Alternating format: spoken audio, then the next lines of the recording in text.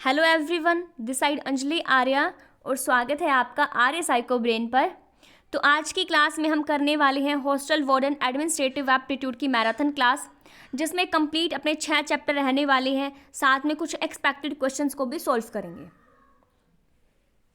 अगर बात करें पीडीएफ की तो आपको मिलेगी टेलीग्राम पर। इंस्टाग्राम आप ज्वाइन कर सकते हो। आपको सारी क्लासेस इवन जो मैंने पढ़ाया हुआ है उसकी पीडीएफ भी आपको टेलीग्राम पर मिल जाएगी। अगर प्रीवियस हम बात करें तो मैंने आपको जनरल अवेयरनेस करा दी है, जो स्पेशल एम्फोसिस है फील्ड ऑफ एजुकेशन। 1 घंटे की क्लास है जिसमें एजुकेशन से रिलेटेड सारी कमेटी कमीशन सब कुछ है। पुराने टाइम में गुरुकुल की एजुकेशन सिस्टम सब कुछ मैंने वहाँ पे कवर किया है। अब फ़िलहाल के लिए हमारा चल रहा है आईसीटी, जिसमें फंडामेंटल ऑफ कंप्यूटर सिस्टम, जो भी अपना कंप्यूटर से रिलेटेड इनपुट आउटपुट सब कुछ कराया है। साथ में अपना basics of operating system cover हो चुका है। चलिए फाइनली हम स्टार्ट कर लेते हैं अपना पहला चैप्टर, जिसका नाम है handling of large number of student. हाँ जी, तो हमें पहले ये बता दीजिएगा कितने सारे बच्चे को हमने हैंडल करना है। जो आपका टॉपिक है उसमें लिखा तो है कि बड़ी संख्या में हमने छात्रों को संभालना है। तो वो बड़ी संख्या कितनी है? वो 480 है, जिसमें आपके 240 गर्ल्स हैं। 240 बात करें तो हॉस्टल के अंदर जो स्टाफ रहने वाला है वो वार्डन, जो कि आप बन चुके हो। बस आपको कंफर्मेशन की ज़रूरत है। अब एग्ज़ाम हो जाएगा, आप सिलेक्ट भी हो जाओगे। जब इतनी मेहनत कर रहे हो तो ज़रूर आपको सफलता मिलेगी। यहाँ पे काउंसलर होगा, सिक्योरिटी गार्ड, नर्स, स्वीपर, आपका जो क्लीनर, हेल्पर, कुक, किचन जो है किचन का स्टाफ रहेगा, क्लर्क है, ऑफिस असिस्टेंट। ये सब स्टाफ होता है, किस में होता है? वो हॉस्टल के अंदर। अब यहाँ पे जो हॉस्टल एडमिनिस्ट्रेशन है, इसमें सबसे पहले नंबर पे आते हैं डायरेक्टर, देन आपका हॉस्टल का सुप्रीडेंट, उसके बाद असिस्टेंट सुप्रीडेंट होता है, सीनियर वार्डन, हॉस्टल की वार्डन, देन आपके जो है केयर टेकर, देन आपके स्टूडेंट की कमेटीज, लास्ट में स्टूडेंट की कमेटी आती हैं। सीक्वेंस से रिलेटेड यहाँ से क्वेश्चन बन सकता है। अगर यहाँ पे बात करें ड्यूटीज़ एंड रिस्पॉन्सिबिलिटी, बहुत ही समराइज वे में मैंने 6 चैप्टर रखे हैं, ताकि बहुत कम टाइम में आप रिवाइज भी कर पाओ और सारी चीज़ों से गो थ्रू हो पाओ। अब सबसे पहले यही चीज़ आती है कि इतने सारे बच्चों को हैंडल करने के लिए कुछ ड्यूटीज़ और रिस्पॉन्सिबिलिटी होती है। वो क्या होती हैं? ड्यूटीज़ जो है सुप्रीडेंट की ड्यूटी और वार्डन की आप ड्यूटी, यहीं से क्वेश्चन बनने की संभावना है। अगर बात करें सुप्रीडेंट की, तो सुप्रीडेंट की क्या कुछ ड्यूटीज़ होती हैं। अब यहाँ पे सुप्रीडेंट का इतना आपको नहीं करना जितना वार्डन का करना है, ये थोड़ा सा इंपॉर्टेंट है आपके लिए। अब देखो, अगर यहाँ पे बात करें कोई भी विजिटर है, आता है हॉस्टल में मिलने के लिए, तो उसको कितने दिनों तक ठहरने की अनुमति होती है? वो 14 दिन तक ही ठहर सकता है, और वो भी किसकी अनुमति पर? आपके सुप्रीडेंट की अनुमति पर। उससे परमिशन लेनी पड़ेगी, तब वो आपका जो मेहमान है वो ठहर सकता है हॉस्टल के अंदर। अगर यहाँ पे बात करें जो भी वार्डन है या फिर केयर टेकर है या फिर कोई सफाई कर्मचारी है, अगर उनको छुट्टी पर जाना है तो उसके लिए एप्लीकेशन साइन करेगा कौन? सुप्रीडेंट। मैंने आपको एनसीपीसीआर की गाइडलाइन पढ़ाई हुई है, जिसमें सब कुछ दिया हुआ है, ड्यूटीज, रिस्पॉन्सिबिलिटी वगैरह। देखो, उसके बाद है वार्डन। वार्डन में क्या होता है? वार्डन में regular attendance twice a day, मतलब कि दिन में 2 बार अटेंडेंस लेने का काम किसका हो जाता है? वार्डन का होता है। साथ ही साथ पूरे हॉस्टल की निगरानी करेगा। Then inspect dormitories and other premises daily basis, और डेली बेसिस पर इन सारी चीज़ों को भी वो क्या करेगा? इंस्पेक्ट करेगा, देखेगा क्या कुछ चल रहा है। इंश्योर करेगा सेफ्टी एंड सिक्योरिटी, ये प्राइमरी पर्पज़ है, बच्चों की सेफ्टी और सिक्योरिटी को इंश्योर करना। इतना ही नहीं, इसके साथ साथ वो चेक करेगा फूड की क्वालिटी, कैसी क्वालिटी है, खाना कैसा मिल रहा है। अब हमारे हॉस्टल में तो ये होता था, जब भी मैडम, जैसे कि वो जो वार्डन मैडम है, सुबह का खाना मिलता था, सुबह के टाइम पर आते थे, चेक करते थे, अंदर जाते थे, कैसे खाना बन रहा है, क्या बनाया है आज, है ना, टेस्ट करके देखते थे। Even preparing daily routine and diet scale of children, बच्चों के लिए डाइट स्केल वो तैयार करेंगे। अब यहाँ पे मैनेजमेंट कमेटी भी इसी के अंदर आएगी। बच्चों को हैंडल करने के लिए क्या होती है? मैनेजमेंट कमेटी होती है। जिसमें आपके 50% तो बच्चे हो जाएंगे और 25% जो है आपके रिप्रेजेंटेटिव मैनेजमेंट हो जाएंगे और 25% जो है टीचर हो जाएंगे। और ये कब मिलेंगे? एवरी मंथ इनकी मीटिंग होगी मैनेजमेंट कमेटी की। उसके बाद आपकी आइस ब्रेकर एक्टिविटीज़ भी होती हैं। अब ये क्या होती है आइस ब्रेकर एक्टिविटी? ये बच्चों को साथ में लेके आने के लिए, ताकि बच्चों का कम्युनिकेशन बढ़े, एक दूसरे को जाने, इसके लिए आइस ब्रेकर एक्टिविटीज़ कराई जाती हैं। और जो कम्युनिकेशन होता है वो ओपन और ट्रांसपेरेंट होता है।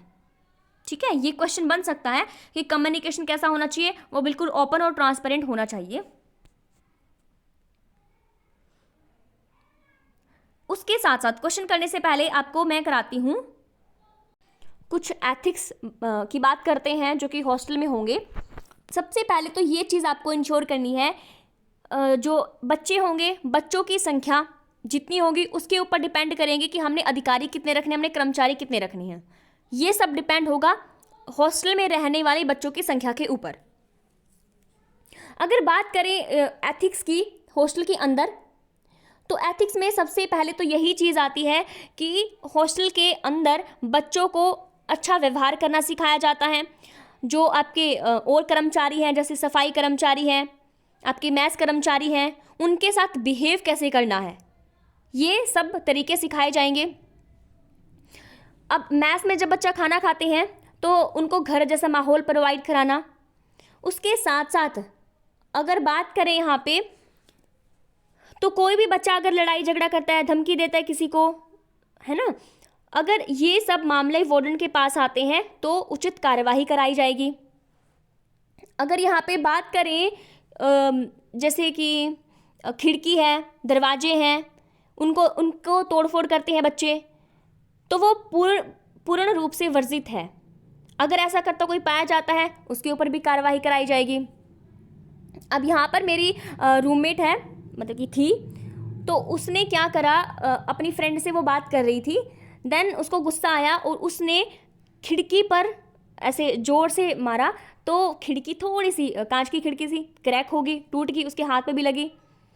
तो चलो वार्डन ने नहीं देखा, वैसे फ़ाइन भी लगता है। अगर हम बात करें यहाँ पर हॉस्टल के अंदर कोई शराब है या फिर जुआ वगैरह खेलता पाया जाता है, तो ये सारी चीज़ें भी अपराध की श्रेणी में आती हैं और इनको टॉलरेट नहीं करा जाएगा। ज़ीरो टॉलरेंस पॉलिसी करेंगे अभी थोड़ी देर में।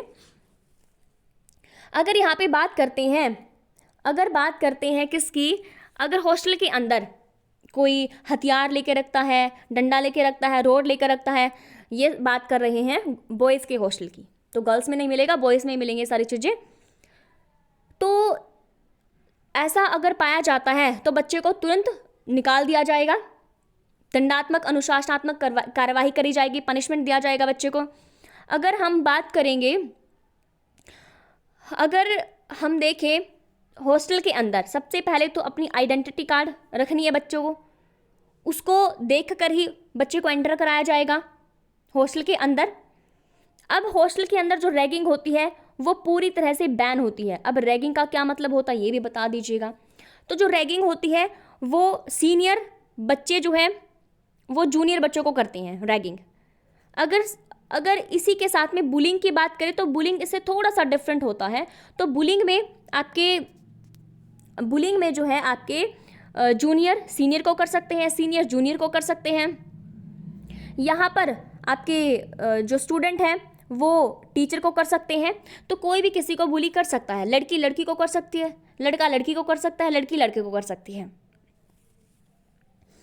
अगर हम आगे बात करें तो यहाँ पे अटेंडेंस का होता है 75%, आपको पता है। तो यहाँ पर 75% जो अटेंडेंस है वो अच्छे से उसका पालन करना चाहिए कि इतने प्रतिशत तो बच्चे हैं, अगर उनकी अटेंडेंस होती है तो ही उनको एग्ज़ाम में बैठने दिया जाएगा। अब उसके बाद हम करते हैं मास बंक। ये बड़ा ही अच्छा और फेमस कॉन्सेप्ट है मास बंक का, है ना। मिलके हम करते हैं मास बंक, और कुछ एक आध बच्चा जो कि सहयोग नहीं करता वो क्लास में बैठ जाता है जाके, और फिर मैडम कहती है कि और बच्चे कहाँ पे गए, मैडम उन्होंने तो मास बंक कर लिया। तो मास बंक कर लिया तो फिर अगले दिन मैडम कहते कि जो मैंने टॉपिक प्रिपेयर करा था वो तो मैं कल बेंच को पढ़ा के चली गई, तुम तो थे नहीं, तो मैं तो नहीं पढ़ाऊँगी, उसको खुद से प्रिपेयर करो। ऐसा होता है? बिल्कुल होता है। तो यहाँ पे मास बंक नहीं करना है, ये पूरी तरह से रिस्ट्रिक्टेड होता है। अगर यहाँ पे बात करें पेरेंट्स की, तो पेरेंट्स अपने बच्चों को कभी भी देखने आ सकते हैं, उनका ऑब्जर्व करने आ सकते हैं क्या कुछ चल रहा है, बच्चे अच्छे से पढ़ रहे हैं, उनके टीचर से मुलाकात कर सकते हैं, बातचीत कर सकते हैं। तो ये थोड़े से क्या है, एथिक्स हैं जो पता होने चाहिए आपको जनरल नॉलेज के लिए। फिलहाल तो आपको पता होंगे, लेकिन फिर भी थोड़ा सा पता होना चाहिए। चलिए, अब अगर क्वेश्चन की बात करें तो पहला क्वेश्चन आपकी स्क्रीन पर क्वेश्चन कहता है Eklavya model residential school come under which department ministry. तो किस मंत्रालय और किस विभाग के अंदर आते हैं EMRS के schools? Ministry of social justice, ministry of education, tribal affair या फिर ministry of women and child development. तो यहाँ पर बताओ, बिल्कुल सी यहाँ पे करेक्ट हो जाएगा, मिनिस्ट्री ऑफ ट्राइबल अफेयर। अब मैंने इसका आपको बता रखा है, क्या मिनिस्टर बता रखे हैं कौन है, जनरल अवेयरनेस में बताया था, क्या आप बता सकते हो कौन है? तो यहाँ पर बात करें जनजातीय कार्य मामलों के मंत्रालय के अंतर्गत ये आता है। इसकी शुरुआत कब करी गई थी? 1997 में करी गई थी। तो दूर दराज के इलाकों में जनजातीय बच्चों को क्वालिटी एजुकेशन प्रोवाइड कराने के लिए। अब है अपना सेकंड क्वेश्चन। क्वेश्चन कहता है कि warden student ratio should be, कितना होना चाहिए वार्डन और स्टूडेंट का रेशो? तो यहाँ पर बिल्कुल फर्स्ट आंसर करेक्ट है, इसमें तो कुछ समझने वाला है नहीं। अगर आगे बात करें,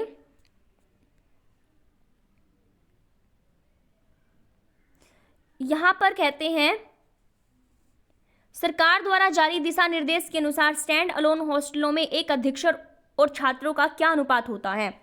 तो मैडम हमें तो स्टैंड अलोन हॉस्टल ही नहीं पता, क्वेश्चन कैसे सॉल्व करेंगे? तो NCPCR की गाइडलाइन जब मैंने कराई थी तब भी मैंने आपको बताया था स्टैंड अलोन क्या होता है। तो दो प्रकार के हॉस्टल होते हैं, एक होता है आपका, कहाँ गया, स्टैंड अलोन, ठीक है, एक होता है आपका स्टैंड अलोन, एक होता है आपका रेजिडेंटल हॉस्टल। तो यहाँ पर आपका जो है वो रेजिडेंटल है, और स्टैंड अलोन होता है जो इकल्ला खड़ा हुआ होता है, एकांत में होता है बेचारा। कैसे होता है, एग्जाम्पल से समझो। अब यहाँ पे हॉस्टल है, ये है स्टैंड अलोन, और यहाँ पे एक कॉलेज है, उस कॉलेज में हॉस्टल नहीं है लेकिन बच्चे बहुत पढ़ रहे हैं, दूर दूर से बच्चे, बहुत फेमस कॉलेज है। तो यहाँ से यहाँ का जो बच्चा है वो इस हॉस्टल में आके रह रहा है, सॉरी कॉलेज का, एक साथ में ये वाला कॉलेज है, यहाँ पे बच्चा पढ़ रहा है, जैसे यहाँ पे लॉ की पढ़ाई कर रहा है, यहाँ पे मेडिकल की पढ़ाई कर रहा है। तो यहाँ का जो बच्चा है, इस कॉलेज का बच्चा भी यहाँ पे आके रह सकता है। देन यहाँ पे इस साइड में एक क्या है, कॉलेज है, और वो है आपका वो कराते हैं आपको मैनेजमेंट की पढ़ाई कराते हैं, उसका बच्चे जो है यहाँ पे आके रह सकते हैं। तो ये होता है स्टैंड अलोन। अगर रेजिडेंटल की बात करें तो रेजिडेंटल ये आपका क्या है, आपका स्कूल भी यहीं पर है, आपका हॉस्टल भी यहीं पर है। अब बताओ मुझे, तो अधीक्षक और छात्रों का जो अनुपात होता है, अधीक्षक होता है आपका सुप्रीडेंट।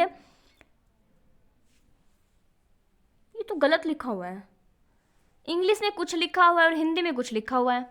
यहाँ पे लिखा blaming hostel resident without checking the situation. नहीं भाई, ये गलत लिखा हुआ है, ये इंग्लिश में और ये हिंदी में अलग लिखा हुआ है।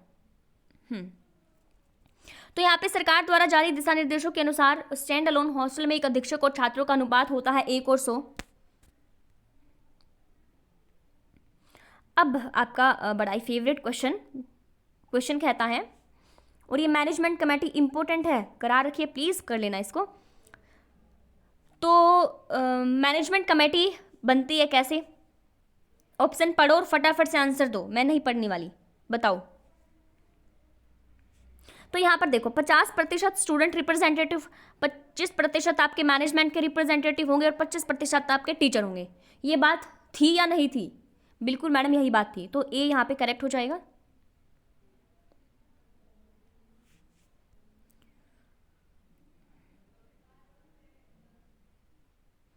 उसके बाद अगला क्वेश्चन है, the role of hostel warden includes, छात्रावास वार्डन की भूमिका में क्या क्या शामिल होता है?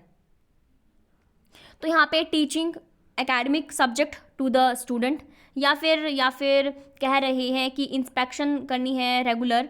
तीसरा आपका कहता है कि छात्रावास के वित्तीय मामलों का प्रबंधन करना है। देन आपका कहता है कि छात्रावास निवासियों के बीच विवादों के बीच में मध्यस्थता करनी है। क्या होगा हॉस्टल वार्डन का रोल यहाँ पे? तो यहाँ पे जो रोल होता है यही होता है कि छात्रावास का नियमित निरीक्षण करना, रेगुलर इंस्पेक्शन करना हॉस्टल की। अगर हम बात करें डी क्यों नहीं होगा?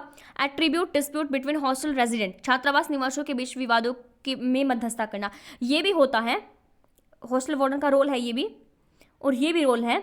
लेकिन हमने जो अप्रोप्रिएट है, ऐसे क्वेश्चन आपको मिलेंगे बिल्कुल सिमिलर, तो उसमें से भी जो अप्रोप्रिएट है, जो आपको प्रथम प्रायोरिटी पे आता है, उसी को वहाँ पे आपने सिलेक्ट करना है।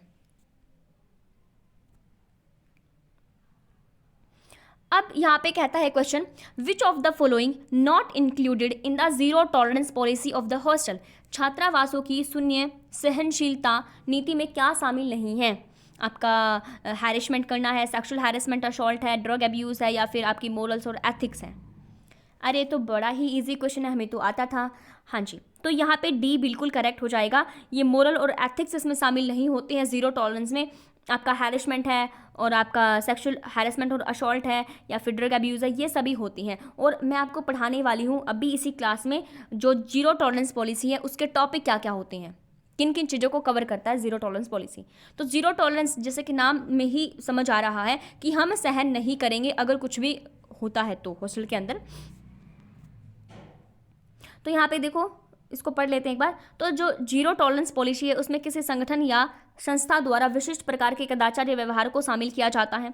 इस नीति के तहत जो बदमाशी है, उत्पीड़न है, या फिर यौन उत्पीड़न है, या हमला है, या फिर मादक द्रव्यों का वो सेवन करता है, या फिर हिंसा करता है, आक्रामकता करता है, या डिस्क्रिमिनेशन करता है, घृणा जो भाषण देता है, उसको शामिल किया जाता है, जिसे दूर करके छात्रावास में शांति एवं सुरक्षा को इंश्योर करा जाता है। ठीक है जी। अब बात करते हैं विच of the following committee involve in a hostel management. अब निम्नलिखित में से कौन सी कमेटी छात्रावास प्रबंधन में शामिल होती है?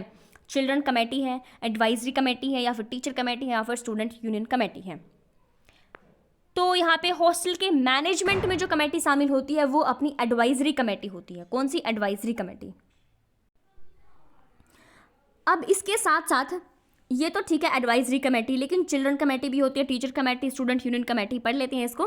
देखो, आपकी जो एडवाइजरी कमेटी होती है इसके अगर मेंबर की बात करें तो कौन कौन से हो जाएंगे? आपका चेयरमैन, वाइस चेयर, सेक्रेटरी है और चीफ एग्जीक्यूटिव है। अगर बात करें हॉस्टल कमेटी भी होती है जिसमें आपके प्रिंसिपल है, वार्डन है, डिप्टी वार्डन है, आपके मैनेजर हैं या फिर सुप्रीडेंट है, ये शामिल होते हैं हॉस्टल की कमेटी में। देन आपकी मैथ्स की कमेटी भी होती है ना? होती है कि नहीं? बोलो हाँ, होती है। तो मैथ्स की कमेटी होती है जिसमें वार्डन भी होती है, डिप्टी वार्डन भी होती है, यहाँ पे मैनेजर भी होता है, मैनेजर है, सुप्रीडेंट है, एंड मैथ्स का सुपरवाइजर। मैथ्स कमेटी में मैथ्स का सुपरवाइजर शामिल होगा। ठीक है, ये आपको याद रखना है। देन आपके स्टूडेंट रिप्रेजेंटेटिव भी इसमें शामिल होंगे क्योंकि वही तो बताएंगे कैसा खाना खाना है। फॉर एग्जाम्पल, बच्चों को सांभर नहीं पसंद है लेकिन बनाते हैं भाई सांभर, हॉस्टल में बनता है बिल्कुल। और कुछ कुछ बच्चों को एलर्जी होती है सांभर से, खाना नहीं पसंद करते, तो यहाँ पर बच्चे भी तो बताएंगे, अपनी राय देंगे ना, ये जो मेन्यू में ये चीज़ हमें नहीं खानी, इसको हटा दीजिए, इसकी जगह पे कुछ और इंक्लूड कर दीजिएगा। अब यहाँ पे डिसिप्लिनरी कमेटी भी होती है जो डिसिप्लिन को मेंटेन करने में मेन रोल प्ले करेगी। देन आपकी कल्चरल कमेटी भी होती है। देन आपकी एंटी रैगिंग कमेटी भी होती है। हाँ, चलिए भाई स्टार्ट कर लेते हैं। अभी चाय बना के आई हूँ। बताओ तुम्हें पीनी है क्या चाय? गरम गरम चाय? नहीं मैडम, हमें नहीं पीनी, हम तो पिएंगे लेकिन सिलेक्शन के बाद आपको भी पिलाएंगे। ठीक है, पिला देना सिलेक्शन मिलने के बाद। चलिए, क्वेश्चन कर रहे थे हम। क्वेश्चन है आपका, अब यहाँ पे देखो, अब जो लड़कियाँ होती हैं उनको तो घर में भी इतना काम करना पड़ता है, लेकिन जो लड़की होती है उनको तो कुछ नहीं करना पड़ता, कोई काम नहीं, कुछ नहीं, लेकिन फिर भी वो पढ़ते नहीं है ना? पढ़ लिया करो, सिलेक्शन हो जाएगा, फिर ऐश ही ऐश करनी है तुम्हें। ऐसी बात नहीं है, लड़के भी बहुत पढ़ते हैं, मेहनत करते हैं, है ना? तो चलिए, क्वेश्चन कहता है अपना, भारत सरकार के जनजातीय मामलों के मंत्रालय ने किस भारतीय संविधान के किस अनुच्छेद के तहत आवंटित अनुदान से राज्य व केंद्र शासित प्रदेशों में एकलव्य मॉडल रेजिडेंटल स्कूल की स्थापना की मंजूरी दे दी है।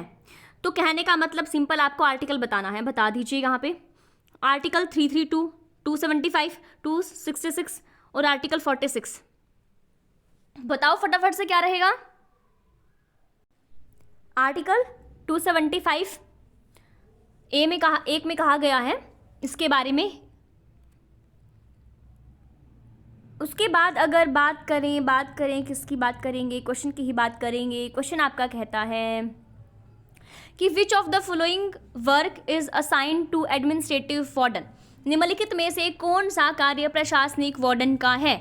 Allotment of rooms in the hostel, छात्रावास में कमरों का आवंटन करना है, या फिर अनाधिकृत व्यक्ति को अपने कमरे में रहने की अनुमति देने पर छात्रावासी हॉस्टल में मतलब कि बच्चों पर अनुशासनात्मक कार्यवाही करनी है। आपका कहता है power to impose fine, all of the above. तो बताओ यहाँ पे कौन सा एडमिनिस्ट्रेटिव काम है आपका। तो बिल्कुल यहाँ पे सारे ही करेक्ट हो जाएंगे। यहाँ पे देखो, यहाँ पे जहाँ पे ना all of the above answer है और आपको एक ऑप्शन में डाउट है, जैसे कि आपको सी में डाउट है कि ये नहीं हो सकता, लेकिन और हमारे पास कोई चॉइस भी तो नहीं है।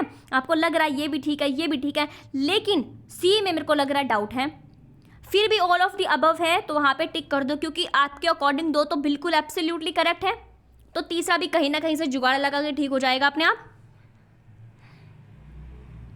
अब यहाँ पे देख लो, कहते हैं कि निम्नलिखित, अभी देखो, विद्यार्थियों की संख्या के अनुसार प्रत्येक छात्रावास में प्रशासनिक वार्डन होंगे, जिसमें प्रमुख कार्य निम्नलिखित होते हैं। कमरों का आवंटन करना है, मतलब कमरे देने हैं बच्चों को, अनुशासन को बनाए रखना है, कल्चरल एक्टिविटी कराना, कंडक्ट कराना, उनको पर्यवेक्षण करना, मतलब कि देखना क्या कुछ चल रहा है उनमें, सही है नहीं है, और जो अनाधिकृत व्यक्ति हैं उनको कमरे में रहने की अनुमति देने पर छात्रावासी विद्यार्थियों पर जुर्माना लगाना। अब कोई भी बच्चा जो हॉस्टल का नहीं है फिर भी लेके आ जाते हैं, ये ज़्यादातर होता है बॉयज़ हॉस्टल में। वहाँ पे बॉयज़ हॉस्टल में क्या होता है कि अब जैसे कि आप हॉस्टल में हो, बॉयज़ हॉस्टल में, देन आप अपने किसी एक फ्रेंड को लेकर रह रहे हो पूरा 1 साल, वो बिना पैसे वैसे दिए आपके साथ रह रहे हैं, ठीक है। तो ऐसा होता है, लेकिन जब पकड़े जाते हैं तो फाइन भी लगता है। अब अगर बात करते हैं कि how many tyres will be in a house system of the Eklavya model school. Eklavya model school में हाउस सिस्टम कितने स्तरीय होता है। 3 टायर होता है, 2 टायर्स होता है, 4 टायर होता है, या फिर सिंगल टायर होता है। अरे मैडम हम तो पढ़ कर आए हैं, 2 टायर होता है बिल्कुल। तो यहाँ पे देखो मेनली फोकस किसके ऊपर किया गया है, एसटी स्टूडेंट के ऊपर किया गया है। देन आपका शुरुआत कब करी गई थी, 1997 से 98 में। सीबीएसई पैटर्न को ये फॉलो करता है। अब आ जाता है फाइनली चैप्टर नंबर 2। देखो चैप्टर नंबर जो 1 है, इसमें मेनली जो क्वेश्चन बनता है वो इमरजेंसी सिचुएशन होगी, आपकी अंडरस्टैंडिंग बेस्ड हो गया, या फिर आपके कॉमन सेंस बेस्ड हो गया, आपकी जितनी रीजनिंग एबिलिटी है, आपकी एब्स्ट्रैक्ट थिंकिंग कितनी है, आप कितना सोचते हो, अगर कोई सिचुएशन दे दी जाती है उसको आप कैसे टैकल करते हो, आपके अंदर धैर्य कितना है, साहस कितना है, वो सब मैटर करता है। अगर आप में ये सारी चीज़ें परफेक्ट हैं तो मतलब आप समझो आप यहाँ से 30 में से आपके 25 नंबर तो कहीं पर नहीं गए, ठीक है। बस आपको एक चीज़ ध्यान रखनी है पेपर को देखकर, क्या ध्यान रखनी है, यहाँ पे आपने अपना ये पेपर खोला, सबसे पहला क्वेश्चन आप सॉल्व करने लगे, पहला क्वेश्चन बहुत ही डिफिकल्ट है, आपको लगा ओहो ये क्या हो गया, इतना मुश्किल क्वेश्चन, आपका जो मोटिवेशन है वो यहाँ पे लूज हो जाता है। दूसरा क्वेश्चन फिर आपको डिफिकल्ट दिखा, फिर आपका यहाँ पे 4-5 क्वेश्चन ऊपर के आपको थोड़े डिफिकल्ट दिखे ना, तो आप और जो अगला क्वेश्चन है फिर वो इजी दिखा, तो आता जाता क्वेश्चन भी आप गलत करके आ जाते हो यहाँ पे, ठीक है।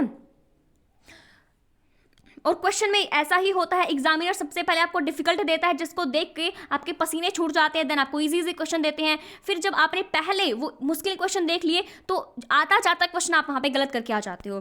तो एक अप्रोच को आपने फॉलो करना है एग्जाम में। यहाँ पे है आपका कॉन्फिडेंस, यहाँ पे है आपका ओवर कॉन्फिडेंस।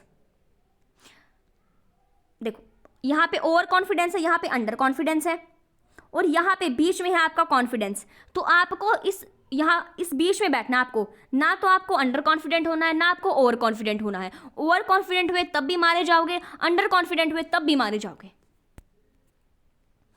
चलिए अब ना जो पहला अपना चैप्टर था handling a large number of student, वहाँ पे मेनली फोकस करना एमरजेंसी सिचुएशन के ऊपर, वहाँ पे फोकस किया जाएगा। मैं आपको एक सिचुएशन देती हूँ, फिर आप बताना, आप अपने आइडियाज़ बताना वहाँ पे क्या होंगे। देखो सिचुएशन ये है, सिचुएशन क्या है बताओ फटाफट से। देखो सिचुएशन ये है, अपनी सिचुएशन बताती हूँ मैं। क्या हुआ था एक बार, अब जैसे सफाई कर्मचारी है, अब थोड़ा मेरा जो नेचर है वो एक्सट्रोवर्ट टाइप का है, तो सफाई कर्मचारी है, एक अंकल जी थे, मैंने उनको नमस्ते करा कि नमस्ते अंकल जी कैसे हो, कहते ठीक है बच्चे आप बताओ, हम भी बढ़िया हैं अंकल जी। तो फिर मैंने उनसे पूछा अंकल जी खाना खा लिया, तो कहते हाँ बेटा तुम्हारी आंटी ने बनाया था, घर पे खा के आए थे, खिचड़ी बनाई थी। खिचड़ी कैसी, वो वाली बाजरे की खिचड़ी, वो मैंने कहा अंकल अच्छा, मतलब कि वो तो बड़ी टेस्टी होती है। कहते हाँ टेस्टी तो होती है अच्छे। तो कहते अंकल जी हमारे लिए भी ले आना। ले आओगे? हाँ हाँ क्यों नहीं ले आऊँगा, तुम खा लोगे? अरे खा लेंगे अंकल जी, ले आना। तो कहते ठीक है। तो फिर क्या होता है, फिर अगले दिन वो ले आते हैं, एक इतना बड़ा टिफ़िन होता है जिसमें ये 3 वाले क्या होते हैं, टिफ़िन होते हैं, मतलब बड़ा वाला टिफ़िन समझो आप, वो तीनों भरे हुए होते हैं इसमें खिचड़ी। देन वो दे देते हैं हमें। फिर हमारा जो ग्रुप था वो 10 लड़कियों का था, 10 हम साथ में रहते थे, तो हमने वो पूरा खल्लाश कर दिया, पूरा खा लिया। और हाँ साथ में एक लस्सी की बोतल भी लेकर आए थे। तो फिर क्या होता है, हमने खा लिया, उनका बर्तन धो धा के हमने फिर वापस कर दिया। अब तो ये सारा का सारा जो किस्सा है वो पता लग जाता है वार्डन को कि आपने ऐसा ऐसा करा है। देन आप एज अ हॉस्टल वार्डन इसके ऊपर क्या टिप्पणी दोगे? आपके अकॉर्डिंग ये सही है, गलत है, या फिर आप जो ये सफाई कर्मचारी है उनको कहोगे ऐसा नहीं करना है? ठीक है, आपके अकॉर्डिंग आप अपनी राय रखना इसके ऊपर, ठीक है। अब आप सोचोगे कि सफाई जो जैसे हॉस्टल में, गर्ल्स हॉस्टल में मेल क्या काम कर रहे हैं, तो यहाँ पे ये समझो मेरा जो हॉस्टल था वो बेसिकली स्कूल हॉस्टल की मैं बात कर रही हूँ, तो वहाँ पे जेंट्स भी हैं जो ज़्यादा जिनकी एज होती है, बाहर जो गार्डन वगैरह में सफाई करते हैं उनकी मैं यहाँ पे बात कर रही हूँ। तो चलिए अपना जो है सेकंड चैप्टर यहाँ पे होता है स्टार्ट। क्या होता है? स्टार्ट होता है। देन अगर बात करें इस चैप्टर की, managing the consumable and inventories of hostel, तो ये जो टॉपिक है अपना managing the consumable and inventories of hostel second chapter, इसमें आपके फैक्ट बेस्ड क्वेश्चन बन सकते हैं। क्या बन सकते हैं? फैक्ट बेस्ड बन सकते हैं। तो यहाँ पे समझना बड़ा ज़रूरी है। क्या ज़रूरी है? तो ये जो 2 शब्द चमचमाते हुए मुझे दिख रहे हैं, क्या, कंज्यूमेबल एंड इन्वेंटरी, इनका मतलब ही हमें नहीं पता और इस चैप्टर में हमें बड़ी डिफिकल्टी होती है। कोई बात नहीं, आज के बाद नहीं होगी। तो यहाँ पे जो कंज्यूमेबल होता है इसका मतलब होता है consume. Consumable means to consume करना, और ये जो चीज़ें होती हैं वो जल्दी ही कंज्यूम कर ली जाती है। जैसे अगर हम बात करें, दूध है वो कंज्यूमेबल है, ठीक है, इनको हम रिसाइकल नहीं कर सकते। अगर हम इन्वेंट्री की बात करें तो इन्वेंट्री में आपकी डिटेल्ड लिस्ट होती है, किसकी फर्नीचर है, बेड है, ऑल थिंग्स है हॉस्टल के, ये सारी चीज़ें आपकी इन्वेंट्री के अंदर आएंगी। जैसे आपके जैसे स्लीपिंग मटेरियल है, स्पोर्ट्स एंटरटेनमेंट का आइटम है, एंड ऑल दीज थिंग आपके इन्वेंट्रीज होंगी। अब इन्वेंट्री में आपकी एक चीज़ और आती है, क्या आती है? आपकी कंसाइनमेंट इन्वेंट्री आती है। कौन सी? Consignment inventory. लिखूं या ऐसे काम चला लोगे? चला लो ऐसे ही काम। तो कंसाइनमेंट इन्वेंट्री जो है वो होती क्या है, एग्जाम्पल से समझो, बड़ा अच्छे से समझ में आएगा। अब जो कंसाइनमेंट इन्वेंट्री, अब यहाँ पे क्या होता है, मैं एक जींस लेकर आई। क्या लेकर आई? मैं एक जींस लेकर आई, लेकिन हुआ क्या, वो थोड़ी लूज थी, या फिर मेरा मन नहीं करा उसको पहनने का, ठीक है।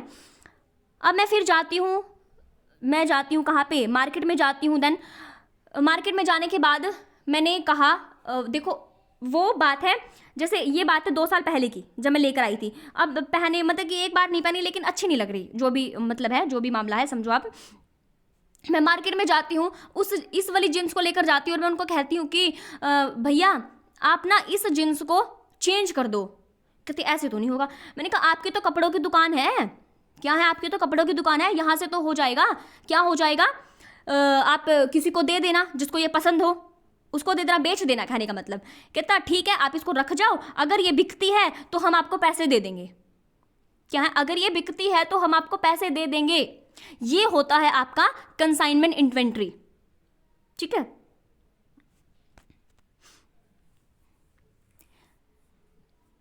अगर हम यहाँ पे बात करते हैं आपकी जैसे फूड सप्लाईज है, यहाँ पे आप मतलब समझे कंसाइनमेंट इन्वेंट्री का सिंपल मतलब यही है कि सामान तो मेरा है, लेकिन मैं पैसे कब ले रही हूँ, जब मेरा सामान बिक जाएगा। सोप वाला मेरे को तभी तो पैसे देगा। अगर यहाँ पे बात करते हैं थोड़ी सी आपकी फूड सप्लाईज है, क्या है फूड सप्लाईज। अब फूड सप्लाई में क्या होगा, जैसे कि आपके चावल है, दाल है, रोटी है, ब्रेड है, या फिर दूध है, चाय है, नाश्ता है, दही है, ये सारी चीज़ आपकी फूड सप्लाई के अंदर आती हैं और ये कंज्यूमेबल होती हैं, समझे। अब यहाँ पे एक होता है फूड आइटम। क्या होता है फूड आइटम। अब जो मैस वाले हैं उनको आप जब गैस, चूल्हा, कुकर, कढ़ाई, बाल्टी, ये सारी चीज़ें, अच्छा चम्मच, प्लेट, बाल्टी, ये सारी चीज़ें लाकर नहीं दोगे, वो सामान अपना भोजन कैसे बनाएंगे। तो फूड बनाने का आइटम, रिसोर्सेज तो उनके पास होने चाहिए। अब यहाँ पे आते हैं स्लीपिंग मटेरियल। अब स्लीपिंग मटेरियल लाइक जो बेड का गद्दा है, चादर है, तकिया है, कंबल है, मच्छरदानी है, ये सारी चीज़ों का मैनेजमेंट करना, ये आपकी इन्वेंट्री के अंदर आएगा। उसके बाद आपकी आती है, क्या आती है, स्पोर्ट्स एंड एंटरटेनमेंट। अब यहाँ पर स्पोर्ट्स और एंटरटेनमेंट लाइक बैडमिंटन है, या फिर फुटबॉल है, हॉकी है, टेनिस है, कैरम बोर्ड है, सांप सीढ़ी है, लूडो है, ये सारी चीज़ें, साथ में आपके टीवी, कार्टून, ये सारी चीज़ें भी किस में आएंगे, स्पोर्ट्स और एंटरटेनमेंट के अंदर आती हैं। अब आपकी आती है स्टेशनरी। स्टेशनरी में क्या होगा, जैसे कि आपको पता है pen, copy, play book, diary, eraser, इन सारी चीज़ों की ज़रूरत आपको भी तो पड़ेगी आप जब रजिस्टर को मैनेज करोगे। उसके बाद हम बात करेंगे हेल्थ सप्लाई। ये बड़ा ही इंपॉर्टेंट है, इसको मैंने बहुत अच्छे से आपको डिटेल में समझाना है बाद में, थोड़ी सी बाद में। अब यहाँ पे हेल्थ सप्लाई में आपका फर्स्ट एड को आपने बहुत अच्छे से कर लेना है। अब इसमें आपके बुखार की दवाई है, बैंडेज है, कॉटन फर्स्ट एड, ये आपके किस में होंगे, फर्स्ट एड के अंदर होते हैं। थोड़ी बहुत दवाई आपको उसकी नॉलेज भी होनी चाहिए। उसके बाद है office related supplies. Office related आपके सारे रजिस्टर जिसको आप मैनेज करते हो रिकॉर्ड बच्चों का रखने के लिए। Then fire fighting equipment. अब इसका क्या मतलब हो जाता है, इसका मतलब ये हो जाता है कि अब आग बुझाने के जो अग्निशामक यंत्र होते हैं वो होने चाहिए, उनको आप टाइम टाइम पर देखते रहें सही काम कर रही हैं नहीं, और आपको ये फायर अलार्म यहाँ पे देखने हैं ये अच्छे से काम कर रहा है नहीं। देन ये एक कॉन्सेप्ट आता है मॉक ड्रिल का। मॉक ड्रिल क्या होता है, नेचुरल एंड अदर एमरजेंसीज के लिए। यहाँ पे आप ये आर्टिफिशियल इन्वायरमेंट क्रिएट करता है, जैसे कि आपने ये थोड़ी सी यहाँ पे आग लगा दी है, आपने ये आग क्या है, ये आर्टिफिशियल इन्वायरमेंट क्रिएट करा है। अब मॉक ड्रिल में बच्चों को आपको सबको सिखाया जाएगा कि इस आग को हैंडल कैसे करना है, कैसे ये इक्विपमेंट का यूज़ करना है। तो ये होता है मॉक ड्रिल। अब हम बात करते हैं मेथड्स की, ये बड़े इंपॉर्टेंट है। अब मेथड्स में क्या होता है, मेथड्स में होता ये है, देखो एक आपका होता है फीफो। अब इसका मतलब क्या होता है, फर्स्ट इन फर्स्ट आउट।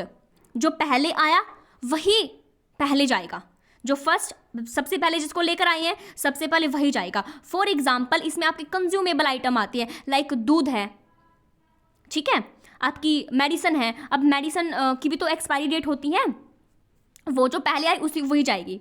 अब आपकी दूध, दही, ये सारी चीज़ें जल्दी ख़राब हो जाती है, तो पहले जो लेकर आई है वही पहले जाएगा। इसका मतलब ये होता है, फुल फॉर्म थोड़ी सी देख लो, first in first out. Then आपका लीफो क्या होता है, लास्ट इन फर्स्ट आउट। अब लास्ट में लेकर आए हैं लेकिन भाई साहब पहले जा रहा है, पहले उसको यूज़ किया जा रहा है, वो कैसे। अब आप समझो, आप क्या समझोगे, यहाँ पे जो लास्ट इन फर्स्ट आउट में यही होता है कि जो इन्वेंट्रीज होती है वो इन्वेंट्री को इसमें शामिल किया जाता है, आपके बेड, गद्दे, ये सारी चीज़ें। अब हाँ, जैसे गद्दे मानकर चलते हैं। अब ये गद्दों का ये पूरा का पूरा स्टॉक है। अब सबसे पहले ये वाला गद्दा है, देन ये है, देन ये है, उसके बाद ये, इस तरह के गद्दे हम लेकर आए हैं। अब ये जो सबसे पहले तो हमारा ये नीचे वाला आया था, लेकिन हम सबसे पहले किसको उठा रहे हैं, इस ऊपर वाले को उठा रहे हैं। अब नीचे वाले को उठाने के लिए क्या करना पड़ेगा, नीचे जाना पड़ेगा, लेकिन नहीं, हम क्या करें, सबसे पहले ऊपर वाले माल को उठा रहे हैं, last in first out. Then आपका आता है जीआईटी। जीआईटी का मतलब होता है जस्ट इन टाइम। भाई जब ज़रूरत है, जब टाइम है तभी हम ले रहे हैं, जस्ट इन टाइम। ये भी आपके कंज्यूमेबल होते हैं, लाइक आपका दूध है, ब्रेड खराब हो जाएगा जल्दी, दूध खराब हो जाएगा, तो जब ज़रूरत है तभी मंगा लिया। अब हॉस्टल्स के अंदर क्या होता है, दूधिया आता है, सुबह को दूध दे के जाएगा, ठीक है, तो जस्ट इन टाइम जब ज़रूरत है। अब जैसे खाना मिलता है सुबह 7 से 8 बजे, लेकिन जो दूधिया आता है वो आता है अपना, कब आता है दूध देने के लिए, वो आता है 5 बजे आ जाते हैं, है ना। तो इस तरह का जस्ट इन टाइम, जब ज़रूरत है तभी मंगवा लिया। देन आपका ABC एनालिसिस होता है, ये बड़ा इंपॉर्टेंट है, पढ़ेंगे इसको। देन EOQ है इकोनॉमिक ऑर्डर क्वांटिटी। अब इसको समझो, देखो ABC एनालिसिस, ABC में सिंपल आपको ये याद करना है, आपका जो A, B and C, A में आप होता है एक्सपेंसिव इन्वेंटरी। अब एक्सपेंसिव है, ज़्यादा खर्चा हमने कर रखा है, लेकिन उसका कंट्रोल भी तो एक्यूरेट करना पड़ेगा, बढ़िया कंट्रोल करना पड़ेगा, क्योंकि खर्चा ज़्यादा हो रखा है। अब A में खर्चा ज़्यादा, B जो है वो मॉडरेट है, मॉडरेट वैल्यू इन्वेंटरी है, लेकिन मॉडरेट कंट्रोल। अब मॉडरेट है तो कंट्रोल भी तो मॉडरेट ही मांगेगा। देन आपका C जो है लो कॉस्ट, पैसे कम लगे, कॉस्ट कम लगी है, लेकिन उसका मिनिमम कंट्रोल भी मिनिमम। अब आपकी जो हेल्थ सप्लाई है उसमें आपको फर्स्ट एड का बड़ा खासा ख्याल रखना है। अब वो कैसे रखना है, जैसे कि अगर मैं बात करूं, फर्स्ट एड जो है, फर्स्ट एड होता है जब इमीडिएटली दिया जाता है आफ्टर इंजरी। जब भी इंजरी होती है, बीमारी होती है, चोट लगती है, तभी सबसे पहले दिया जाता है। और कहाँ पर दिया जाता है? लोकेशन वेयर इट ऑकर्ड, जहाँ पर इंजरी हुई है वहाँ पर। और ये क्या होता है? वन शॉट ट्रीटमेंट होता है, एक छोटा सा ट्रीटमेंट होता है, जिसमें आपको ज़्यादा टेक्नोलॉजी, ज़्यादा ट्रीटमेंट, ज़्यादा ट्रेनिंग और ज़्यादा मतलब कि ट्रेनिंग की आपको ज़रूरत नहीं पड़ती है इसको एडमिनिस्टर करने के लिए। अब आपकी जो फर्स्ट एड किट होती है उसमें क्या क्या होता है जी, हमें ये भी बता दो। तो ये आपकी होती है इस तरह की फर्स्ट एड किट, जिसमें आपकी बैंडेज है, एंटीबायोटिक ऑर्नामेंट है, सीजर है, कॉटन है, एडहेसिव बैंडेज है। तो ये आपकी किस्में होती हैं फर्स्ट एड किट में। और एक फर्स्ट एड किट, जो आपका फर्स्ट एड है उसकी एक अप्रोच होती है, वो अप्रोच होती है, यहाँ पे लिखती हूँ अप्रोच। एक होती है आपकी DRAB, आप में से बहुत ने पढ़ी भी होगी। तो यहाँ पे D का मतलब क्या होता है? डेंजर, हमने खतरा देखा। अब कोई बच्चा है, जैसे कि हमने देखा खतरा है, कोई दिक्कत है बच्चे को। देन रिस्पॉन्स, हम उसका रिस्पॉन्स देखेंगे कि वो बात कर रहा है, किस तरह का खतरा है, उसका रिस्पॉन्स चेक करेंगे, ठीक है। देन ए होता है एयरवे, फिर हम देखेंगे कि वो सांस अच्छे से ले रहा है या नहीं। फिर उसका जो अगर नहीं ले रहा तो उसका एयरवे हमने क्लीन करना है ताकि वो सांस अच्छे से ले। देन ब्रीथिंग चेक करनी है, ब्रीथिंग आपको सांस देनी है मुंह से। देन सर्कुलेशन, उसका सर्कुलेशन आपको यहाँ पे चेक करना है, हाथ से प्रेशर वगैरह भी डालोगे, ये सब। तो फुल फॉर्म याद करनी है, तो airway, breathing and circulation, ABC approach. अब क्वेश्चन कर लेते हैं। क्वेश्चन कहता है which is the main component of effective kitchen management. Effective kitchen management का क्या मेन कंपोनेंट है? प्रोड्यूसर है, सेलर है, इन्वेंट्री कंट्रोल है, and the none of above. तो यहां पे बिल्कुल इन्वेंट्री कंट्रोल।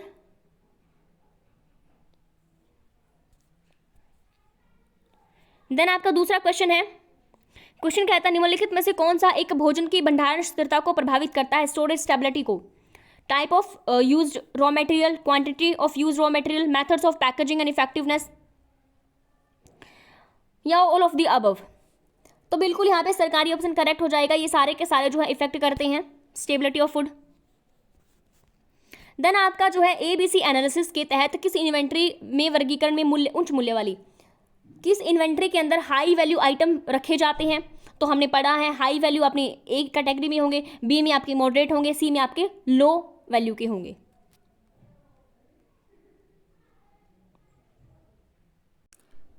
अब यहाँ पे क्वेश्चन कहता है कि what thing have to be arrange for the student to stay in the hostel. छात्रावास में छात्र छात्राओं को रहने के लिए किन चीज़ों की व्यवस्था करनी होती है? तो बिल्कुल ब्लैंकेट की भी, पिलो की भी, एंड देन मैट्रेस, गद्दे की भी। तो यहाँ पे ऑल ऑफ द अबव सरकारी ऑप्शन करेक्ट। देन आपका कहता है कि what is inventory management. Inventory management क्या होता है? अंडरस्टैंडिंग डोर रूम कंटेंट को समझना, कमरे की सामग्री क्या क्या, अलमारी, गद्दे, चादर, तकिए, लुक आफ्टर, देख रेख करना, कंट्रोल करना, या फिर ऑल ऑफ द अबव यहाँ पे करेक्ट हो जाएगा। तो बिल्कुल सरकारी option all of the above. जहां पर भी ये सरकारी ऑप्शन आपको दिखे वहां पर अपने कान खड़े कर लो, अलर्ट हो जाओ बिल्कुल। कई बार ये सरकारी धोखा दे जाता है ना, इसीलिए। अब यहाँ पे क्वेश्चन कहता है which method is used for consumable item such as food. जैसे भोजन जैसी जो सामग्री होती है उनको उनके लिए कौन सा मेथड अप्रोप्रिएट होता है? फीफो, फेरो, कॉटिंग, नॉन ऑफ दिस। तो यहाँ पर अब भी पढ़कर आई है FIFO, first in first out, जो पहले लेकर आए वही पहले जाएगा, ये आपके कंज्यूमेबल में आते हैं। उसके बाद आपका क्वेश्चन कहता है who control hostel and mess. Mess और हॉस्टल को कौन कंट्रोल करता है जी? वार्डन है, डायरेक्टर है, चीफ डायरेक्टर है, नन ऑफ दिस। ये तो हम करेंगे, है ना, ये तो हम करेंगे, बिल्कुल आप ही करोगे, वार्डन करेक्ट हो जाएगा। देन आपका कहता है क्वेश्चन, क्या कहता है, छात्रावास में छात्रों के मनोरंजन के लिए क्या क्या चीज़ें दिए जाती हैं? टीवी है, बैडमिंटन है, वॉलीबॉल है, या फिर सारे के सारे सरकारी ऑप्शन? देखो गया सरकारी ऑप्शन, होगे हम अलर्ट, और यहाँ पे बिल्कुल सरकारी ऑप्शन करेक्ट है।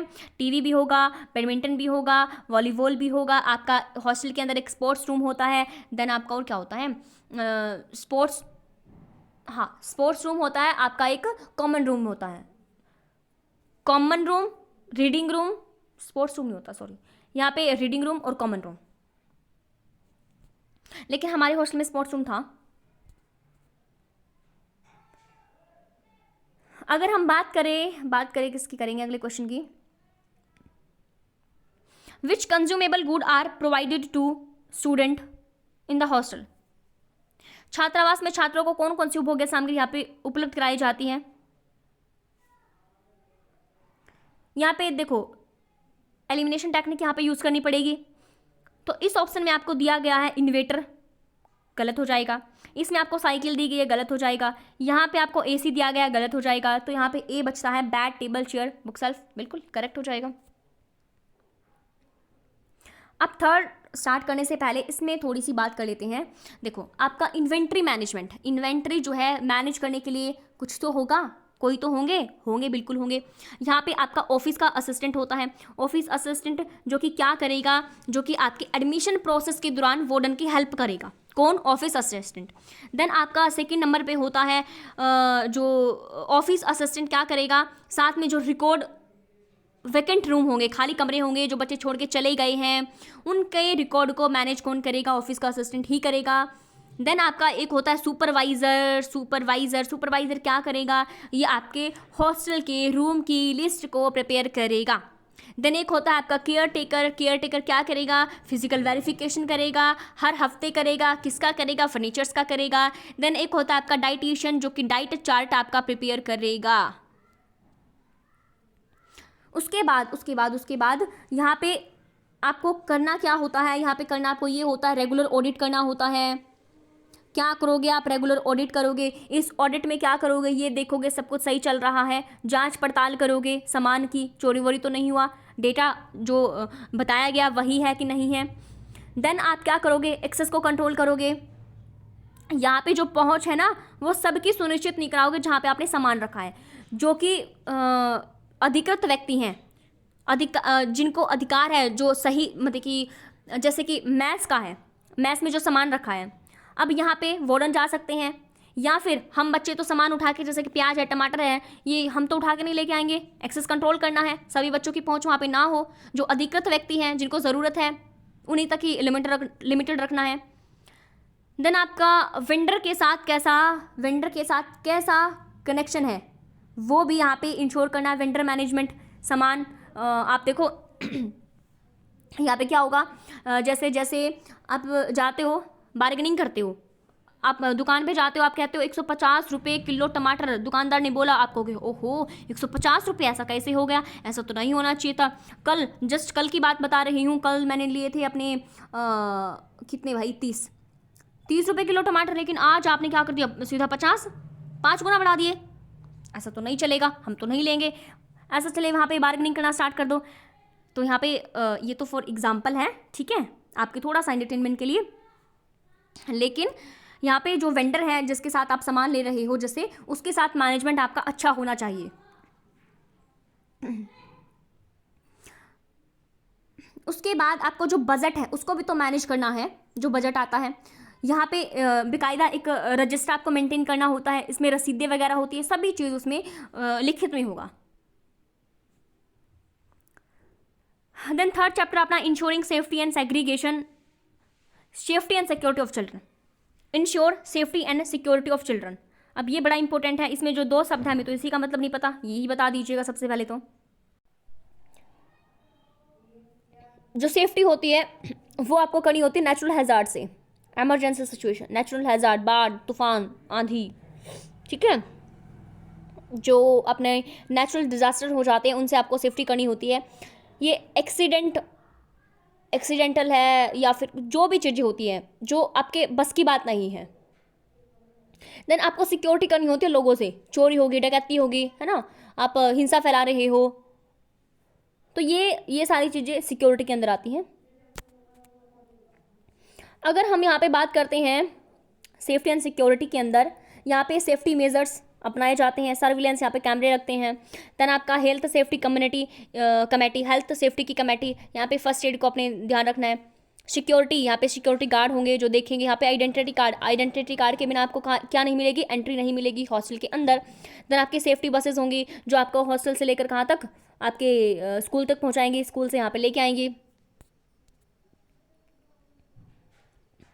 अब देखो लिखता है कि किसी भी अनहोनी से बचने के लिए दलदली क्षेत्रों को मिट्टी और रेत से भर देना है। ये किसके अंदर आता है, ये सेफ्टी के अंदर आता है। किसी न किसी उद्देश्य के लिए पूरी भूमि का उपयोग करने के लिए, देखो एक तो जो कोई दलदली क्षेत्र है उसको रेत से भर देना है ताकि दिक्कत ना आए। देन आप अगर पूरे हॉस्टल को यूज़ कर रहे हो तो वहाँ पर उचित लाइटिंग होनी चाहिए। अगर उसके बाद बात करते हैं तो जो हॉस्टल होगा, हॉस्टल के अंदर केवल एक मेन गेट होगा जिसके साथ एंट्री सुनिश्चित करी जाएगी।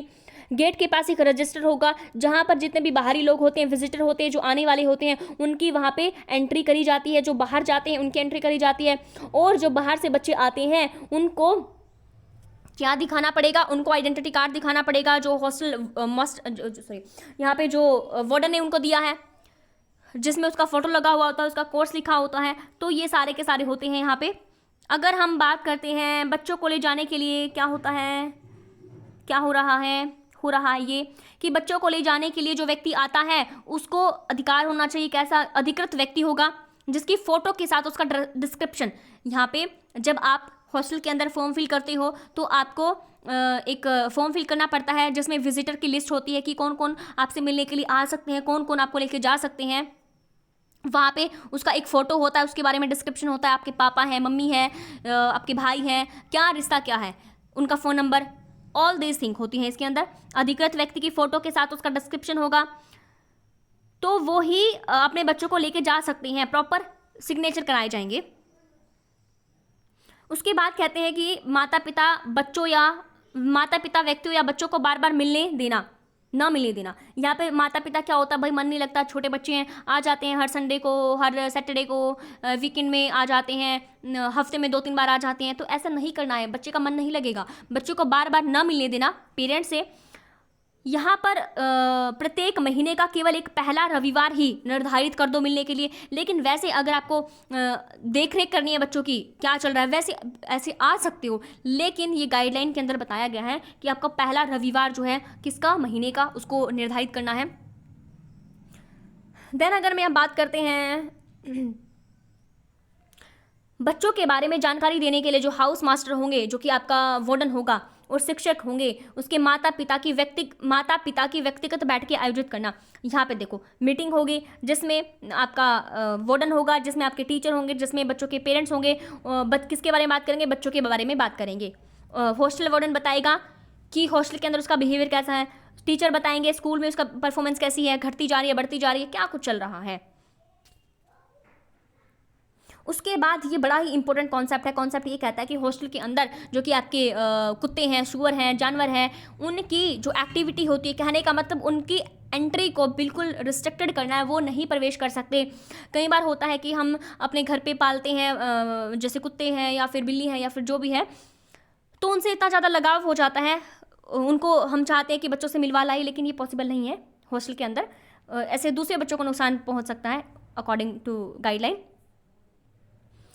तो यहाँ पे कहते हैं कि विद्यार्थियों से छेड़छाड़ के मामले, ये बड़ा इंपॉर्टेंट कॉन्सेप्ट है। एनसीपीसीआर की गाइडलाइन में बताया गया पॉक्सो ई बॉक्स, आपने सबने पता होगा, पढ़ा भी होगा। यहाँ पे डिजिटल ई कंप्लेंट होती है, इसकी ट्रेनिंग बच्चों को दी जाती है। और कौन देगा? गाइडलाइन में तो सुप्रीडेंट लिखा हुआ है, लेकिन सुप्रीडेंट ऑप्शन में नहीं है, तो कौन करेगा? आप करोगे। तो यहाँ पर कहते हैं कि प्राचार्य को बिना देर किए, यहाँ पे देखो, अगर ऐसा कोई मामला आता है, कैसा मामला आता है? छेड़छाड़ का, सेक्सुअल असॉल्ट का मामला आता है, तो यहाँ पर बिना देरी किए आपको अपने जो रीजनल कार्यालय है आप बताओगे, वार्डन आप बताओगे कहाँ पे? अपने प्रिंसिपल को, और प्रिंसिपल क्या करेगा? अपने रीजनल कार्यालय, क्षेत्रीय कार्यालय में, ऑफिस में बताएगा, पुलिस को यहाँ पे इन्वॉल्व करेंगे। अब यहाँ पे सेफ्टी मेजर है ड्यूरिंग ट्रैवल के दौरान जो है यहाँ पे सेफ्टी मेजर क्या होते हैं? यहाँ पे ये होता है कि एक स्थान से दूसरे स्थान तक यात्रा करने वाले छात्रों के लिए सुरक्षा एस्कॉर्ट होंगे। यहाँ पे जो सुरक्षा एस्कॉर्ट होते हैं कितने बच्चों पर होते हैं? यहाँ पे 10 और 1 का रेशियो होता है, 10 बच्चों पर 1 एस्कॉर्ट होगा। आगे कहते हैं दुर्भाग्यपूर्ण घटनाओं की पुनरावृत्ति को रोकने के लिए एस्कॉर्ट की और कोई, देखो यहाँ पर रिपीटेशन, अगर कोई मामला ऐसा आता है जिसमें बच्चों की सेफ्टी को नुकसान पहुंचता है, ठीक है, तो वो दोबारा रिपीट ना हो। और यात्रा पर जाने से पहले बच्चों और उनके साथ आने वाले शिक्षकों को यात्रा के बारे में पूरा डिस्क्रिप्शन देना है, सावधानी बरतनी है, जानकारी देनी है। अब जो हमारा एस्कॉर्ट होता है ये उसको मेक श्योर करना है, सुनिश्चित करने के लिए हमेशा सतर्क रहे कि सभी छात्र अपने अपने स्थानों पर सेफ रहें। ये कौन करेगा? ये एस्कॉर्ट देखेगा वही जा रहे बच्चों के साथ। अगर लड़कियां जा रही हैं साथ में तो एक महिला शिक्षक जरूर होगी, अगर एक भी लड़की है तो भी महिला शिक्षा का जाना अनिवार्य है। अब यहाँ पे कहते हैं किसी भी चोरी है, गुम हो जाता है कोई सामान, उससे बचने के लिए सामान सामग्री की निगरानी, जो अपना सामान है लेकर गए हैं बच्चे साथ में, कहीं चोरी ना हो जाए, गुम ना हो जाए, उसके लिए भी सेफ्टी मेजर्स कराए जाएंगे। देन आपकी फर्स्ट एड किट की यहाँ पे बात चल रही है, कौन लेकर जाएगा साथ में? एस्कॉर्ट लेकर जाएगा। और यहाँ पर क्या होगा? बच्चों को अपने साथ अपना आइडेंटिटी कार्ड रखना है, पहचान पत्र रखना है, वे जो वार्डन ने आपको दिया है बना के, ये सारी चीजें। अब यहाँ पे यात्रा के दौरान क्या होगा? बच्चों को सेफ्टी बरतनी है, कैसा भोजन जो है वो अच्छा होना चाहिए। यहाँ पे जो अनाधिकृत विक्रेता है कहीं से भी अपना सामान ले लेते खाने का, वो नहीं लेना है, बढ़िया खाना बच्चों को देना है। अब यहाँ पे कहते हैं बच्चों को सख्त हिदायत दी जाती है कि बिना एस्कॉर्ट के डिब्बों से बाहर ना जाए। डिब्बे का यहाँ पे मतलब है अगर आप रेल में जा रहे हो, बस में ट्रैवल कर रहे हो, तो बिना एस्कॉर्ट के, परमिशन के आप नहीं जा सकते। अब अगर ट्रेन में जा रहे हो तो खिड़की पे नहीं खड़ा होना है, ये सारी चीज़ें ये आप पढ़ लेना। अब आ जाते हैं क्वेश्चन, बस खत्म हो गया? नहीं, और भी है। देखो यहाँ पे मेन चीज़ यही है, अगर बच्चे को कोई प्रॉब्लम हो जाती है, मेडिकल प्रॉब्लम है, तो 3 महीने के अंदर उसका मेडिकल चेकअप, वैसे अगर प्रॉब्लम होते हैं तो कभी भी कराया जा सकता है, लेकिन वैसे जनरली गाइडलाइन में बताया गया है कि 3 महीने में बच्चों का होगा चेकअप, सभी बच्चों का। यहाँ पे बाहरी सुरक्षा का मतलब क्या होता है? जैसे कि CCTV कैमरेज लगे होते हैं, और बिना पहचान पत्र के, बिना परिचय पत्र के किसी भी बाहरी आदमी को हॉस्टल के अंदर प्रवेश नहीं दिया जाएगा। अगर यहाँ पे बात करते हैं, कुछ आपके होते हैं सेफ्टी में, आपके इंफ्रास्ट्रक्चर रिलेटेड सेफ्टी भी होती है, जिसमें होता है कि देखो हॉस्टल के अंदर कंस्ट्रक्शन का काम चलता ही रहता है, वो कभी बंद नहीं होता है, तो वहाँ पर आप एक साइन बोर्ड चिपका सकते हो कि भाई यहाँ पे आना खतरा है, खतरे से खाली नहीं है, इस तरह का। उसके बाद है जो डिसेबल बच्चे होते हैं उनकी सेफ्टी का भी आपने अच्छे से ध्यान रखना है, रैंप वगैरह लगवाने हैं। देन आपको सोशल व इमोशनल सेफ्टी का भी अच्छे से ख्याल रखना है, बच्चों को घर का माहौल प्रोवाइड कराना है, जो नेगेटिविटी है उसको रिमूव करना है, भेदभाव है या फिर प्रेजुडाइज है, स्टीरियोटाइप है, किसको लेकर, उसके बॉडी सिम्टम को लेकर, चाल ढाल को लेकर, रंग ढंग को लेकर, जाति को लेकर, ये सारे भी आपको यहाँ पे मेक श्योर करना है कि ये ना हो। उसके बाद बात आती है नेचुरल हैजार्ड से सुरक्षा प्रदान करनी है। अगर बात करें यहाँ पे जैसे कि बाढ़ है, सुनामी है, भूकंप है, वर्षा है, इन सारी चीज़ों नेचुरल हैजार्ड किस में आती हैं? ये सेफ्टी के अंदर आती हैं। उसके बाद है आपके अगर मैं बात करूँ प्लेग्राउंड की, सही से भी नहीं लिखा जा रहा है।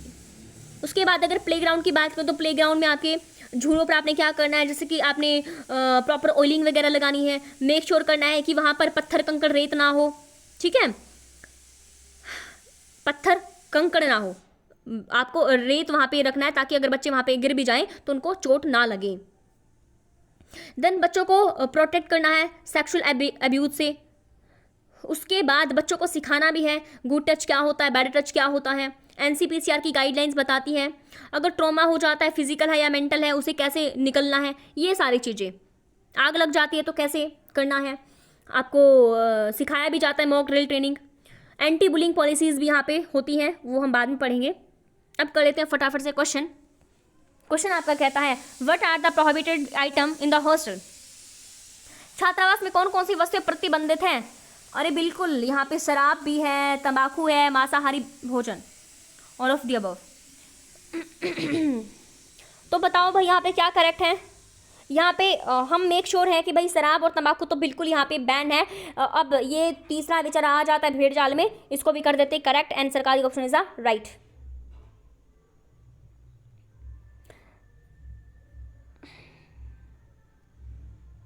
ठीक है, अब यहाँ पे देख लो, शराब है, तंबाकू है, मांसाहारी भोजन है, सख्त रूप से वर्जित है। उल्लेखनीय है कि हम हॉस्टल के कमरों में mobile phone, laptop, mini music system को छोड़कर इलेक्ट्रिकल सामान जैसे कि इलेक्ट्रिकल आयरन है, हीटर है, इंडक्शन कुकर है, राइस कुकर है, बॉयलर है आदि रखने की अनुमति नहीं है। ये नहीं रख सकते, लेकिन हम रखते हैं, केटल रखते हैं। यदि किसी को प्रतिबंधित इलेक्ट्रॉनिक वस्तुओं को रखने या उपयोग करने के लिए दोषी पाया जाता है तो दोषी के खिलाफ उचित कार्रवाई कराई जाएगी। हम प्रेस रखते हैं अपने कपड़ों पर करने के लिए। उसके बाद अगर बात करते हैं यहाँ पे सेफ्टी का मतलब क्या होता है, आंसर दे दीजिएगा फटाफट से। तो सेफ्टी का मतलब यहाँ पे होता है तो पहले ये बताओ क्लास कैसी लग रही है आपको? अच्छा, क्लास कंप्लीट होने के बाद बताओगे कैसी लग रही है? अब जनता बताएगी हमें तो पता नहीं, हमारे अकॉर्डिंग तो क्लास अच्छी चल रही है, बेहतरीन चल रही है, लेकिन आप लोग वोट करोगे कैसी है। चलिए, आंसर दे दिया। तो यहाँ पर क्या हो रहा है, the condition of being protected from a unlikely cause dangerous और इंजरी। कहने का मतलब है कि जोखिम या चोट लगने की संभावना से सुरक्षित, बिल्कुल करेक्ट है। यहाँ पे क्या होगा, free from danger of threat, खतरे है या खतरों से मुक्ति होने की अवस्था। तो ये दोनों यहाँ पे करेक्ट हो जाएंगे, C and D, A and B. उसके बाद अगला क्वेश्चन हमारा कहता है कि किसी आपातकालीन स्थिति के दौरान वार्डन की पहली कार्यवाही क्या होनी चाहिए? बताओ फटाफट से, क्या होगी पहली कार्यवाही? यहाँ पे तो सरकारी ऑप्शन भी नहीं है, छांटो और मुझे बताओ। यहाँ पे पहला एक्शन क्या लोगे एज अ वार्डन अगर कोई इमरजेंसी सिचुएशन होती है? तो यहाँ पे आप जो नोटिफाई करोगे लोकल अथॉरिटी को, या फिर शिफ्ट करोगे हॉस्टल के बच्चों को एक सेफ प्लेस पर, या फिर बाहरी मदद के बिना समस्या को हल करने का प्रयास करोगे। आप कहोगे मैं हूँ जो हूँ, कर लूँगा मैं, अपने आप मैनेज कर लेंगे हैं। या फिर कहते हैं कि door locking entrance gate of hostel to prevent further entry of student. कहते हैं कि डोर, दरवाजे को लॉक कर दो कि ताकि और बच्चे यहाँ पे एंटर ना कर पाएँ। लगाओ अपना सातिर दिमाग। तो यहाँ पे बी जो है बिल्कुल करेक्ट हो जाएगा कि पहले तो आपका मेन काम तो यही है कि बच्चों को शिफ्ट करोगे कहाँ पर, एक सेफ प्लेस पर। ये भी करना है आपको, नो डाउट, जो लोकल अथॉरिटी है उसको भी नोटिफाई करना है, लेकिन सबसे पहले जो मेन काम है वो तो अपने बच्चों को आप सेफ प्लेस पर लेकर जाओगे। अब है अपना क्वेश्चन कहता है कि छात्रावास में शांति व्यवस्था कायम रखने के लिए निम्नलिखित में से सहायक कदम कौन सा होगा? Develop of community spirit among student, सामुदायिक भावना है, निरंतर संवाद जारी रखना है, या फिर प्रमोटिंग फ्रेंडली इन्वायरमेंट, या सरकारी ऑप्शन। बिल्कुल बिल्कुल बिल्कुल, all of the above correct. Then question कहता है कि एक छात्रावास वार्डन छात्रावास में रहने वाले छात्रों और उनके पड़ोसियों के बीच विवादों को कैसे संभाल सकता है? डिस्प्यूट को इग्नोर करके, इनकरेज करेंगे स्टूडेंट को, ट्राई करेंगे, क्या ट्राई करेंगे? To bring about a settlement between parties involvement, शामिल पक्षों के बीच समझौते कराने का प्रयास करेंगे, स्थिति की जांच किए बिना छात्रावास के छात्रों को दोषी ठहरा दोगे। तो यहाँ पर अपना जो करेक्ट रहेगा ना, वो अपना सी ऑप्शन करेक्ट रहेगा। आंसर देख लेते हैं एक बार। बिल्कुल यहाँ पे सी है। अब देखो यहाँ पे देखो इनकरेज पॉजिटिव वर्ड है, पॉजिटिव सेंस आ रही है इसे, बोलो हाँ बोलो ना, आ रही है। तो यहाँ पे बच्चों को प्रोत्साहित तो करोगे, लेकिन किस चीज़ के लिए प्रोत्साहित करोगे ये नहीं बताया हुआ। इग्नोर बिल्कुल नेगेटिव वर्ड है, हटा दो। यहाँ पे ये तो बिल्कुल ही नहीं होगा कि आपने जांच नहीं की, कुछ नहीं की, लेकिन फिर भी बच्चों को दोषी ठहराए हो, ऐसा थोड़ा ही चलेगा। अब कहते हैं कि छात्रावास में रहने वाले छात्रों को छोटी चोटों व बीमारियों से निपटने के लिए क्या आवश्यक होगा। बताया था आपने फर्स्ट एड किट। यहाँ पे सरकारी ऑप्शन से काम नहीं चलने वाला है। अपर फर्स्ट एड किट क्या होती है? Home remedies. अच्छा, घरेलू उपचार करोगे? नहीं, ऐसा नहीं होगा। ए करेक्ट हो जाएगा। देन आपका कहता है कि छात्रावास में रहने वाले छात्रों को छोटी चोटों व बीमारियों से निपटने की प्राथमिक चिकित्सा किट की व्यवस्था करनी किसकी जिम्मेदारी होती है? वार्डन की है, या फिर लेबोरेटरी वर्कर की है, डॉक्टर की है, हेडमास्टर की है? कहते हैं कि छोटी मोटी चोट लग जाती है बच्चों को, तो फर्स्ट एड किट की व्यवस्था करना किसकी जिम्मेदारी होगा? किसकी जिम्मेदारी होगा? अरे आपकी जिम्मेदारी होगी। हेडमास्टर क्या कर लेगा, वो तो स्कूल में है। डॉक्टर क्या कर लेंगे? अगर जब आप डॉक्टर के पास लेकर जा रहे हो तो सही से उसका ट्रीटमेंट कर लो, हैं टेस्ट वगैरह कराओ। फर्स्ट एड की क्या ज़रूरत है फिर? यहाँ पे लेबोरेटरी का क्या काम हो जाएगा? तो यहाँ पे काम किसका? आपका है जी। देन देन देन देन आपका क्वेश्चन आता है, फर्स्ट एड की फुल फॉर्म क्या होती है? ABC की फुल फॉर्म। अरे यहाँ पे ABC की फुल फॉर्म क्या हो जाएगी? पढ़कर आए हैं, airway, breathing and circulation. B is a correct. अब यहाँ पे कहते हैं कि प्रत्येक छात्रावास में कम से कम कितने ये होंगे फर्स्ट एड किट? कितने होंगे? एक, मिनिमम तो एक ही होगा। एक्सप्लेनेशन खुद पढ़ लेना। देन आप क्या कहता है कि छात्रावास में प्रवेश से पहले निम्न में से कौन कौन से चिकित्सा जांच कराई जाएंगी? किसकी? बच्चों की।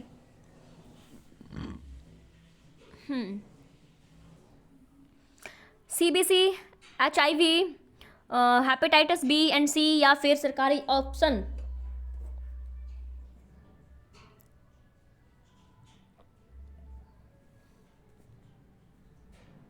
तो बिल्कुल ऑल ऑफ द अबव यहाँ पे करेक्ट हो जाएगा। यहाँ पे एक तो मुझे आप ये बताओ, इसको सरकारी ऑप्शन क्यों कहते हैं? क्यों कहते हैं इसको सरकारी ऑप्शन? फाइनली हम आ चुके हैं अपने अगले टॉपिक पर। टॉपिक है अपना ensuring segregation of male and female student. Segregate कैसे करना है मेल और फीमेल स्टूडेंट का, ये हमने जान लेना है पहले तो यहाँ पे क्या होगा? सेग्रीगेट मतलब कि अलग अलग करना है मेल और फीमेल स्टूडेंट को। तो सबसे पहले तो टाइप देख लेते हैं कितने टाइप के होते हैं। फिजिकल सेग्रीगेशन होता है कि नहीं होता है? तो फिजिकल जैसा कि नाम से पता लग रहा है, आप टच कर सकते हो। कैसे? बिल्डिंग होगी, बाथरूम्स होंगे, रिक्रिएशनल रूम होंगे, कॉमन रूम होंगे, इनके आधार पर बच्चों को अलग किया जाता है। गर्ल्स की बिल्डिंग अलग होती है, बॉयज़ की अलग होती है, बाथरूम अलग होते हैं, रिक्रिएशनल रूम अलग होते हैं, कॉमन रूम अलग होते हैं। देन आपका टाइम सेग्रीगेशन। अब टाइम सेग्रीगेशन में एग्जांपल से समझाती हूँ। इसमें क्या हो जाएगा, जैसे आपकी लाइब्रेरी होती है, आप यूनिवर्सिटी में या फिर कोई कॉलेज में पढ़े हो तो आपको पता होगा, रिलेट भी कर पाओगे। यहाँ पे आपकी जो लाइब्रेरी है, सेंट्रल लाइब्रेरी, वो खुल जाती है 9 बजे, और वो 9 बजे खुल जाती है, 9 से 12 बजे, रात के 12 बजे।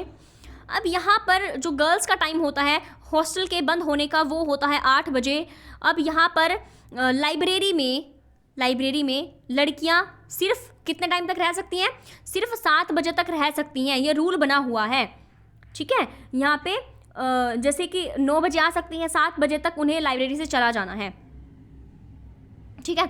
और लड़के तो पूरी रात पढ़ लो, या फिर जब तक लाइब्रेरी खुली है पढ़ लो, या फिर अपना फिर दोबारा से अपना कॉमन रूम या फिर रीडिंग रूम में चले जाओ। तो ये होता है टाइम के बेसिस पर आप सेग्रीगेट कर रहे हो, टाइम डिसाइड कर लेते हो जिस टाइम में गर्ल्स और बॉय यहाँ पे साथ में रहेंगे, जैसे लाइब्रेरी एग्जाम्पल है इसका। अब यहाँ पे अगर बात करें, हम किसकी बात करेंगे? Event based. इवेंट के बेस पर अलग किया जाता है। कैसे? अब यहाँ पे लड़कियों के हॉस्टल में डीजे नाइट हो रही है, तो वो लड़की की हॉस्टल में होगी, बॉयज़ वहाँ पे एंटर नहीं कर सकते। बॉयज़ के हॉस्टल में डीजे नाइट हो रही है तो गर्ल्स वहाँ पे एंटर नहीं कर सकती, है कि नहीं। इस आधार पे इवेंट के बेस पर भी अलग करा जाता है। उसके बाद अपना एकेडमिक बेसिस पर भी अलग किया जाता है। कैसे किया जाता है, अब पढ़ाई तो मैडम साथ में होगी, उसके बेसिस पर कैसे अलग कर देंगे, ऐसे कर देंगे अलग। अब यहाँ पे बच्चों को क्या होता था, एक टॉपिक होता था अपना 9th और 10th में, जैसे मेंस्ट्रुएशन साइकिल या फिर अपना सेक्सुअल रिलेटेड जो टॉपिक है, उसमें क्या करते थे, उसमें ये होता था अगर कोई मेल टीचर है तो वो कह देता था गर्ल्स को कि अपना खुद से पढ़ लेना, अपना जो मेल स्टूडेंट है उनको लेकर बाहर पढ़ा लेते थे, या फिर जो भी है। अब जो फीमेल टीचर है वो फीमेल को बता देती थी, बॉयज़ को सेपरेट कर देते थे, है ना। और ये होता था, या ना तो मेल ना तो फीमेल टीचर कह देते थे कि अपने बिहाफ पर इस टॉपिक को, इस चैप्टर को पढ़ लेना। ऐसा होता था, बताओ मुझे। चलिए, उसके बाद अगर सोशल की बात करें तो यहाँ पर सोशल में होता है अपने कपड़ों के बेसिस पर अलग कर दिया जाता है। लड़कियों को गुड़िया थमा दी जाती है, लड़कों को ट्रैक्टर, गाड़ी या फिर क्या होता है वो, ये सारी चीज़ें थमा दी जाती है हाथ में, है ना। तो इस आधार पर भी अलग किया जाता है। देन आपका कल्चरल बेसिस पर भी अलग किया जाता है। आपने देखा होगा अपने कॉलेज में क्या होता है, कॉलेज में एक कॉमन रूम होता है। क्या होता है, कॉमन रूम होता है, और वो कॉमन रूम सिर्फ लड़कियों के लिए होता है। वहाँ पे लड़कियाँ होती हैं सिर्फ, और जो बॉयज़ हैं, बॉयज़ का कोई कॉमन रूम होता ही नहीं है। कॉलेज की बात कर रही हूँ मैं यहाँ पे। चलिए, अब ये जीरो टॉलरेंस पॉलिसी बड़ी ही इंपॉर्टेंट है, बहुत ही ज़्यादा इंपॉर्टेंट है। इसके टॉपिक हैं कुछ, इसमें जैसे कि बुलिंग और हैरेसमेंट आता है, सेक्सुअल हैरेसमेंट, असॉल्ट आता है, ड्रग अब्यूज़ आता है, वॉयलेशन, एग्रेशन आता है, चीटिंग और एकेडमिक माल प्रैक्टिसेस आती हैं, डिस्क्रिमिनेशन एंड हेट स्पीच आती है। इसको ज़रा बारीकी से हम समझ लेते हैं, इसमें क्या होता है। इसमें होता है बुलिंग और हैरेसमेंट। आपको समझा चुकी हूँ बुलिंग क्या होता है। अब देखो यहाँ पर क्या होगा, अगर किसी बच्चे के साथ कोई बुली का शिकार होता है, किसी के साथ हैरेसमेंट किया जाता है, हैरेसमेंट गर्ल्स के साथ होता है, बॉयज़ के साथ होता है, या फिर हॉस्टल में कोई स्टाफ है वो बच्चे को हैरेसमेंट कर रहे हैं, तो भाई सहन नहीं करा जाएगा। ये जीरो टॉलरेंस पॉलिसी के अंदर आता है और सख्त से सख्त कार्रवाई करी जाएगी।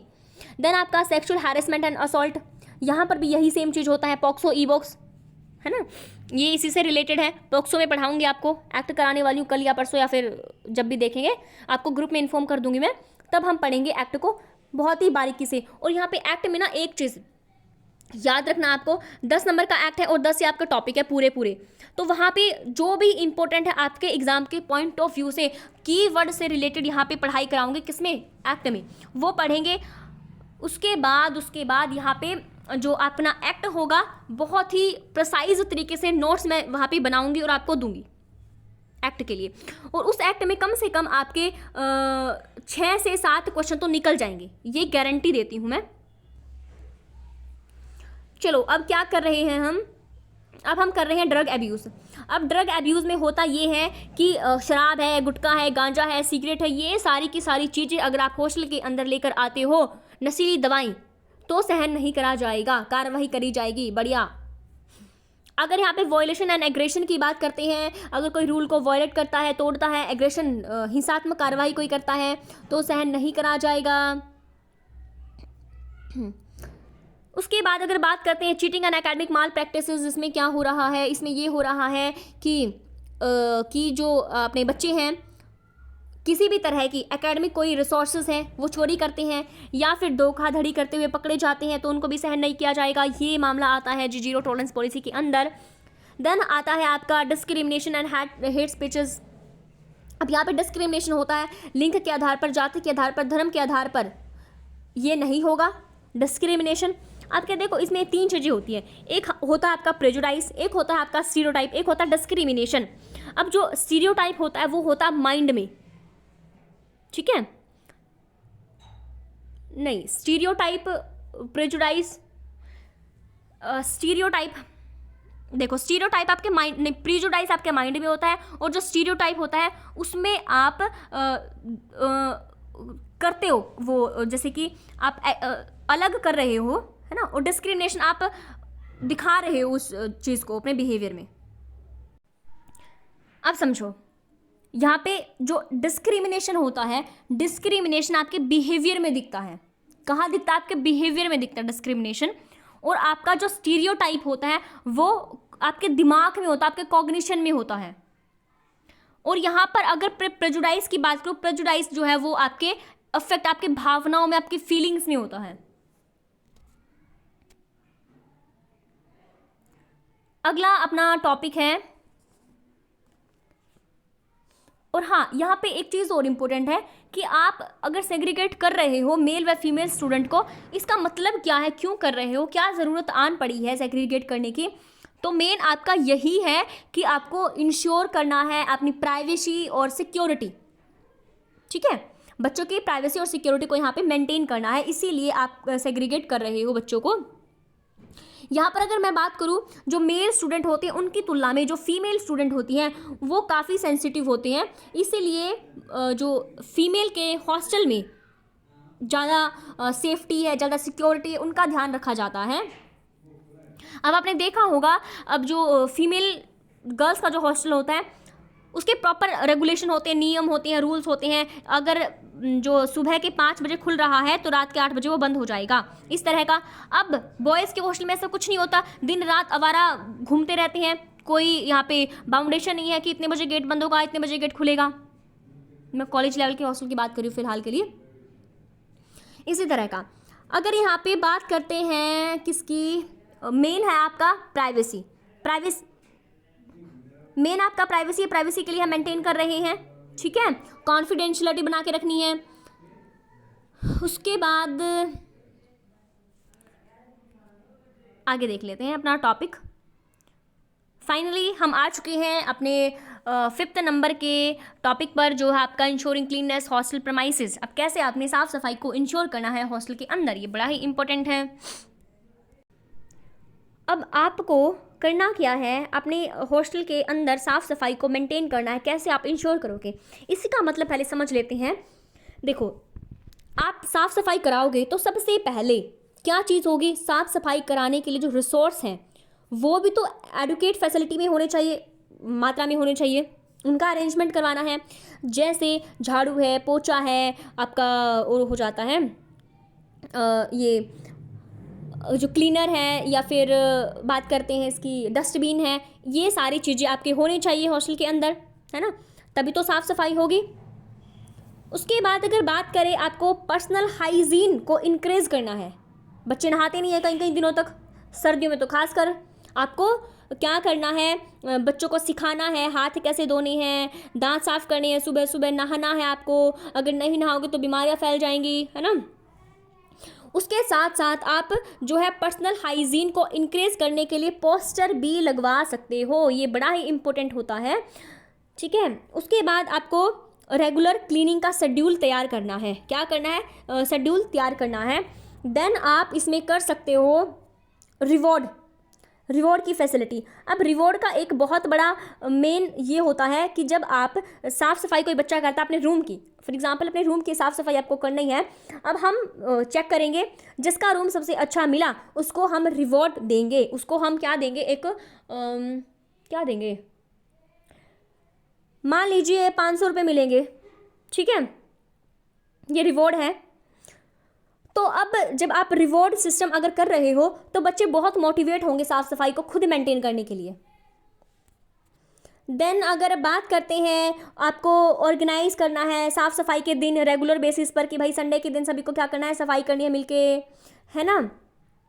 अब हमारे स्कूल वाले हॉस्टल में क्या होता ये था कि हमें अपने खुद के जिन्ने हैं, चबूतरे हैं या फिर पगडंडी है, हमें खुद साफ़ करनी होती थी। इवन जो वार्डन है, ये वाला वार्डन का रूम है, तो वार्डन के रूम के आसपास की सफाई हमें खुद करनी पड़ती थी।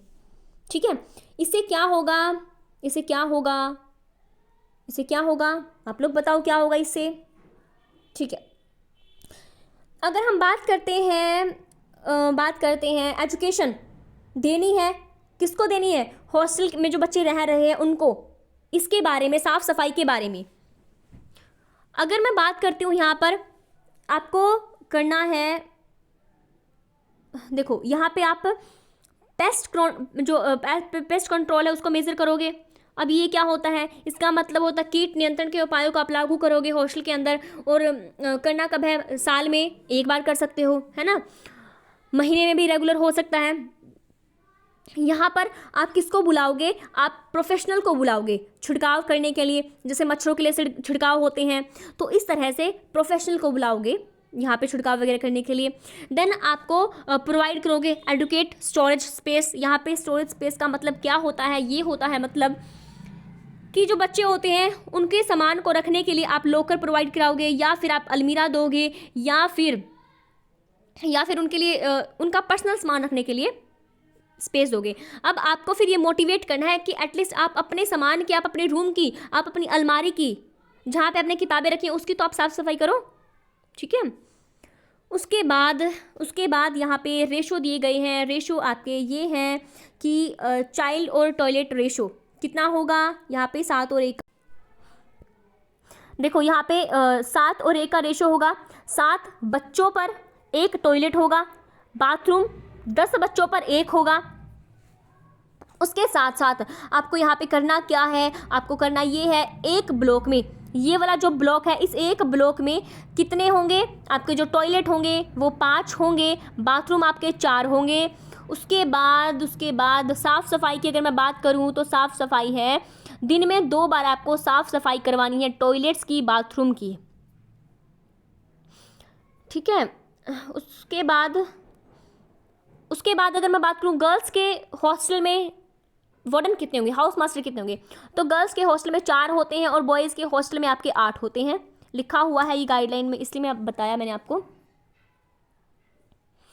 अब यहाँ पे देखो, आपका जो मेडिकल चेकअप है वो 3 महीने में 1 बार होगा। आपको जो आपके गद्दे हैं, तकिए हैं, इनको आप धूप कब सिकवाओगे, एवरी मंथ 2 बार, 15 दिन में 1 बार।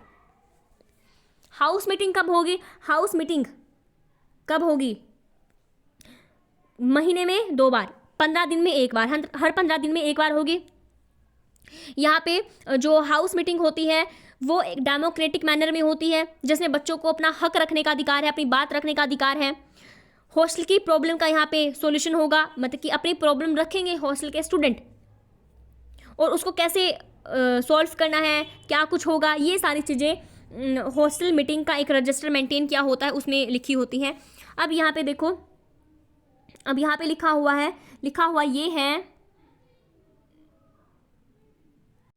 देखो ये बिल्कुल ऑफिशियल है। अगर यहाँ पे मैं बात करता हूँ एकेडमिक ब्लॉक की, तो यहाँ पे एटलीस्ट 4 बार साफ होगा एकेडमिक ब्लॉक।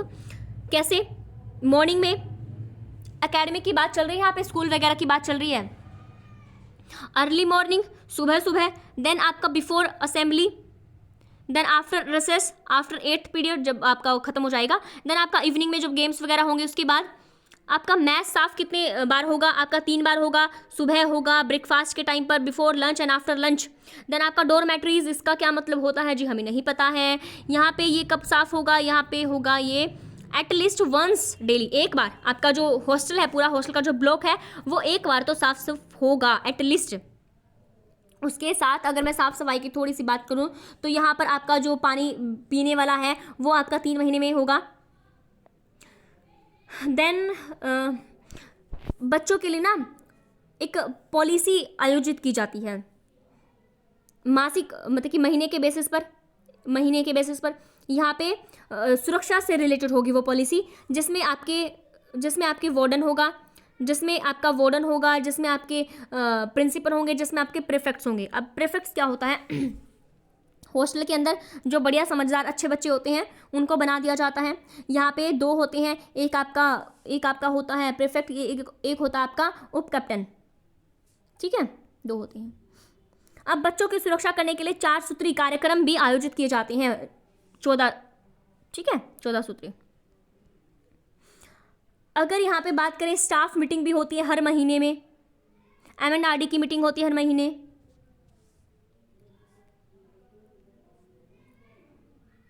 देन अपना अगला टॉपिक यहाँ पे स्टार्ट हो जाता है रिकॉर्ड मैनेजमेंट का। अब रिकॉर्ड मैनेजमेंट में क्या होता है,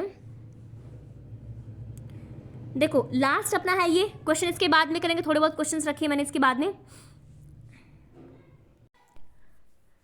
अब मेन जो होता है रिकॉर्ड मैनेजमेंट में आपके रजिस्टर होते हैं, और आपने देखा होगा हॉस्टल के अंदर अलग अलग तरह के रजिस्टर होते हैं, मेंटेन किए होते हैं। साफ़ सफाई का अलग होता है, साफ़ सफाई से रिलेटेड अगर किसी को प्रॉब्लम है तो वो उसमें लिखेंगे। पानी से रिलेटेड है वो अलग होगा आपका। अगर मैं बात करूं बिजली वगैरह का कोई काम है, अगर टूट फूट गई है, कुछ दिक्कत है, तो उसका अलग से रजिस्टर यहाँ पे मेंटेन किया जाता है। तो सारी चीज़ों के अलग अलग यहाँ पे रजिस्टर होते हैं। अगर बात करें सबसे पहले स्टूडेंट प्रोफाइल की, तो स्टूडेंट प्रोफाइल जो है इसमें आपका पूरा का पूरा बायोडाटा होता है, सोशो इकोनॉमिक बैकग्राउंड है, आपकी हेल्थ है, आपकी प्रॉब्लम क्या कुछ है ना। इसलिए तो पहले आपका टेस्ट भी कराया जाता है, मेडिकल टेस्ट। यहाँ पे बच्चों के एम्बिशंस भी लिखे होते हैं, स्टूडेंट प्रोफाइल में सब कुछ होता है। देन आपका अटेंडेंस रजिस्टर होता है। अटेंडेंस रजिस्टर में आपकी जितनी भी हाजिरी होती हैं वो रिकॉर्ड की जाती हैं।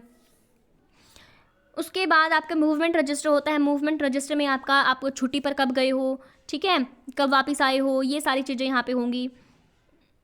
उसके बाद अच्छा कौन लेने के लिए आया है, इसका क्वेश्चन भी है, क्वेश्चन के साथ करेंगे इसको।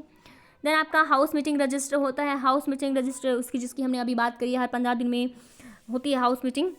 देन आपका एकेडमिक रजिस्टर होता है। एकेडमिक रजिस्टर में आपकी सारी की सारी एकेडमिक डिटेल्स होती हैं, आपका पढ़ाई में कितना अच्छा परफॉर्मेंस है, कितना गिर चुका है, क्या कुछ कर रहे हो, है ना। आपके जो टेस्ट वगैरह होते हैं वो सारे के सारे इसमें मेंशन होते हैं। देन आपका अचीवमेंट रजिस्टर होता है। अचीवमेंट रजिस्टर होगा। अचीवमेंट रजिस्टर में आपके जितने भी आप गेम्स वगैरह करते हो, है ना, एनसीसी है, एनएसएस आपने लिया हुआ है, वो सारे की सारी एक्टिविटी यहाँ पे दर्ज कराई जाती हैं। एक होता है आपका स्टूडेंट के बिहेवियर का रजिस्टर। इसमें बच्चों का अबनॉर्मल जो बिहेवियर होता है उसको रिकॉर्ड किया जाता है। अगर बच्चों को कोई दिक्कत है या फिर उनका इमोशनल डिस्टॉर्टेड वो हो चुके हैं, तो उन सारी चीज़ों का ब्यौरा यहाँ पर होता है उनके बिहेवियर रजिस्टर में। बच्चों का बिहेवियर बदल चुका है, जैसे पहले बच्चा अच्छा था लेकिन अब वो गाली गलौज ज़्यादा करने लगा है, एब्यूजिव नेचर उसका हो चुका है, तो वो सब भी इसके अंदर ही होगा। देन विजिटर होता है, एक विजिटर रिकॉर्ड रजिस्टर होता है जिसमें कौन आया है, कौन गया है, ठीक है, इन सारी चीज़ों का विजिटर का रिकॉर्ड यहाँ पे होता है। फाइनेंशियल रिकॉर्ड मेंटेन करने के लिए भी एक रजिस्टर होता है जहाँ पे ये देखा होता है आपने कितने सामान मंगवाया है, कितने का आया है, क्या कुछ है, सब कुछ यहाँ पे मेंशन होता है। देन आपका एक डिजिटल और एक फिजिकल रिकॉर्ड का आता है। यहाँ पे डिजिटल में आपका जैसे आपने देखा होगा जब आप डिजिटली रूप से रिकॉर्ड को मेंटेन करते हो तो उसका बैकअप ले सकते हो, पासवर्ड लगा के उसको सिक्योर कर सकते हो। देन यहाँ पे आप इजीली सब कुछ मैनेज कर सकते हो। अगर फिजिकल की बात करूँ तो फिजिकल जो है, फिजिकल जो रिकॉर्ड है उसमें इतनी प्राइवेसी नहीं होती है, वो किसी गलत हाथों में भी जा सकता है ना। बैकअप भी नहीं ले सकते, अगर एक बार गुम हो गया तो हो गया, बस समझो। उसके बाद यहाँ पे ऐसा नहीं है कि अपने रजिस्टर है उस पर पासवर्ड लगा दिया कि सिर्फ इसको मैं ही खोल सकता हूँ और कोई नहीं खोल सकता, ऐसा नहीं होगा, है ना। तो ये बिल्कुल अपोजिट है किससे, अपना फिजिकल जो रजिस्टर है उससे। तो ये अपना होता है डिजिटल। पहले तो फिजिकल रिकॉर्ड होते थे, मेंटेन किए होते थे बच्चों के, लेकिन आजकल जो है बहुत तेज हो चुके हैं सभी, यहाँ पे डिजिटल रिकॉर्ड मेंटेन करे जाते हैं। देन आपने देख लो क्वेश्चन, थोड़े बहुत क्वेश्चन कहते हैं कि यदि आप हॉस्टल के वार्डन हैं तो आप निम्न में से किसका ध्यान रखोगे, सफाई का, हाइजीन का, क्वालिटी का, या फिर इन सभी चीज़ों का। यहाँ पर कहते हैं कि यदि आप हॉस्टल वार्डन हैं तो हॉस्टल वार्डन आप हो तो यहाँ पर आपको सफाई का भी ध्यान रखना, हाइजीन का भी ध्यान रखना, आपको क्वालिटी का भी ध्यान रखना है। देन आपका सरकारी ऑप्शन इज अ करेक्ट। फिर है आपका अगला क्वेश्चन आपका कहता है कि वार्डन द्वारा छात्रावास स्वच्छता प्रबंधन के लिए अपनाए गए उपायों में शामिल नहीं है सफाई कर्मचारी की कार्यप्रणाली का मूल्यांकन न करना, विद्यार्थियों में स्वच्छता के प्रति जागरूकता को बढ़ावा देना, आपके ट्रेंड जो है स्वीपर होंगे साफ सफाई वाले, आपका फिर है छात्रावास स्वच्छता का निरीक्षण और मूल्यांकन करना। तो यहाँ पर जो नहीं है वो क्या है, इसमें जो अपना सफाई कर्मचारी है उसकी कार्यप्रणाली का मूल्यांकन न करना। भाई क्यों नहीं करेंगे, हम तो बिल्कुल करेंगे, आप वार्डन हो, आपका अधिकार बनता है ना। तो ये नो वाला गलत है और सारे के सारे करेक्ट है। उसके बाद है अगला अपना क्वेश्चन है, अगला क्वेश्चन अपना कहता है कि छात्रावासों में कितने समय अंतर के पर बिस्तरों को धूप दिखाना अनिवार्य होता है कि सनिंग जो है बेडिंग पर एटलीस्ट कितने में आप कराओगे। महीने में 2 बार है, महीने में 2 बार है, महीने में 1 बार है, या फिर महीने में 3 बार है, या फिर 2 महीने में 3 बार, अभी अभी हमने पढ़ा है इसका। तो बिल्कुल यहाँ पर अपना करेक्ट हो जाएगा 2 महीना, 1 महीने में 2 बार, 1 महीने में 2 बार। देखो यहाँ पे हम पढ़ लेते हैं इसको, थोड़ा इंपॉर्टेंट है। तो पीने के लिए साफ पानी की व्यवस्था, विभिन्न स्थानों पर वाटर फिल्टर लगे होते हैं, वाटर कूलर्स वगैरह। देन बिस्तरों को महीने में 2 बार धूप से सुखाया जाता है, मतलब उन पर धूप लगवाई जाती है। कूड़े के उचित प्रबंधन करने के लिए डस्टबिन वगैरह होते हैं। आपका गीला कूड़ा अलग होगा, आपका सूखा जो है वो अलग होगा। इसके लिए 2 अलग अलग डस्टबिन मेंटेन किए जाते हैं। अब है आपका क्वेश्चन कहता है कि छात्रावास में व्यक्तिगत स्वच्छता एवं साफ सफाई कैसे करें, कैसे करनी है। हाथ को धोकर, आपने साफ सुथरे कपड़े को पहनकर, या फिर स्वच्छ जल और स्रोतों का प्रयोग करके, या फिर सारे के सारे ही करेक्ट हैं। बिल्कुल सरकारी ऑप्शन दिख रहा है हमें। अब देखो कहते हैं कि दांतों की साफ सफाई, नाखून है अपने, उनको साफ करना है। अपने नाखून हम क्या करते हैं, लंबे लंबे कर लेते हैं, लेकिन उनमें मैल भरा होता है, लेकिन वो गलत है ना। बिल्कुल नाखून अपने छोटे छोटे रखो। व्यायाम करना है, विश्राम इत्यादि अपने बच्चों को सिखाना है। अपने आप को स्वच्छ रखने के लिए निम्न बातों का ध्यान रखना है। किन किन बातों का रखोगे यहाँ पे, हाथ धोना है, नहाना है, साफ सुथरे कपड़े पहनना है, स्वच्छ जल स्रोतों का प्रयोग करना है, शारीरिक स्वच्छता। अब फटाफट से देख लो दूसरा क्वेश्चन कहता है how can I clean my hostel room. एक स्टेटमेंट आपको दे दी कि मैं अपने हॉस्टल के कमरों को कैसे साफ रखूं, बेडशीट टेबल साफ करके, या फिर वॉशरूम साफ करके, या फिर कहते हैं कि अलमारी और किताबों की अलमारी साफ करके, मतलब कि अपनी जो है अलमारी है या जहाँ पे मैंने बुक वगैरह रखी है उसको साफ करके, या फिर ऑल ऑफ द अबव। अब इस क्वेश्चन में थोड़ा सा झोल है, वो क्या है देखो। यहाँ पे बेडशीट, अपने टेबल वेबल को साफ करना, ये बिल्कुल ही करेक्ट है। देन अलमारी को साफ करना, ये बिल्कुल करेक्ट है। लेकिन जो वॉशरूम साफ करना है ये नहीं आना चाहिए। ये काम किसका होता है, ये सफाई कर्मचारी का काम होता है वॉशरूम साफ करना। तो यहाँ पर इस ऑप्शन में मेरे को थोड़ी सी गड़बड़ी दिख रही है, लेकिन जब ये 2 करेक्ट हैं तो भाई यहाँ पे ऑल ऑफ द अबव दिया है, तो ये तो भेड़ चाल में अपने आप ही घिस जाएगा, इसीलिए डी यहाँ पे करेक्ट हो जाएगा। ठीक है। अब अगर हम बात करते हैं छात्र रिकॉर्ड प्रबंधन प्रणाली एक उपकरण है जो छात्रों की गतिविधियों के बारे में निम्नलिखित जानकारी देता है। छात्र रिकॉर्ड प्रबंधन प्रणाली एक उपकरण है जो छात्रों की गतिविधियों के बारे में जानकारी देता है। छात्रों को ट्रैक करना, एग्जाम परफॉर्मेंस, डॉक्यूमेंट मैनेजमेंट, या फिर ऑल ऑफ द अबव। इसका तो कर दो करेक्ट। यहाँ पे सरकारी ऑप्शन फर्दर सही हो गया। ठीक है। रिकॉर्ड को मैनेज करने के लिए आप बच्चों को ट्रैक करोगे, स्टूडेंट को एग्ज़ाम की परफॉर्मेंस उनकी चेक करोगे, डॉक्यूमेंट मैनेज करोगे, ऑल ऑफ द अबव। कहते हैं अगला क्वेश्चन आपका है what is master soft. Master soft क्या है। हॉस्टल ब्राउचर्स है, हॉस्टल का ब्राउचर्स है, हॉस्टल मैनेजमेंट सॉफ्टवेयर है, इंफॉर्मेशन अबाउट स्टूडेंट है, या फिर ऑल ऑफ द अबव।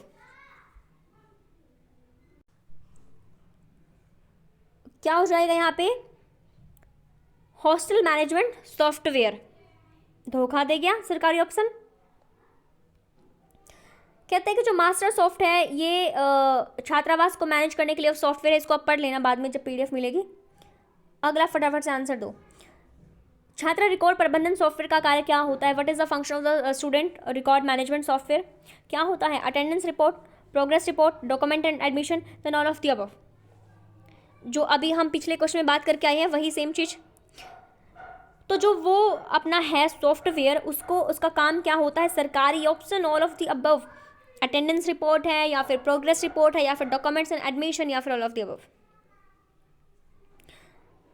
अब बताओ, लास्ट सेकंड क्वेश्चन है आई थिंक। क्वेश्चन कहता है कि एक छात्रावास वार्डन द्वारा छात्रों की हाजिरी दिन में कितनी बार ली जाती है? Hostel warden take attendance how many times in a day, 1 time, 2 times, 3 times या फिर 4 टाइम?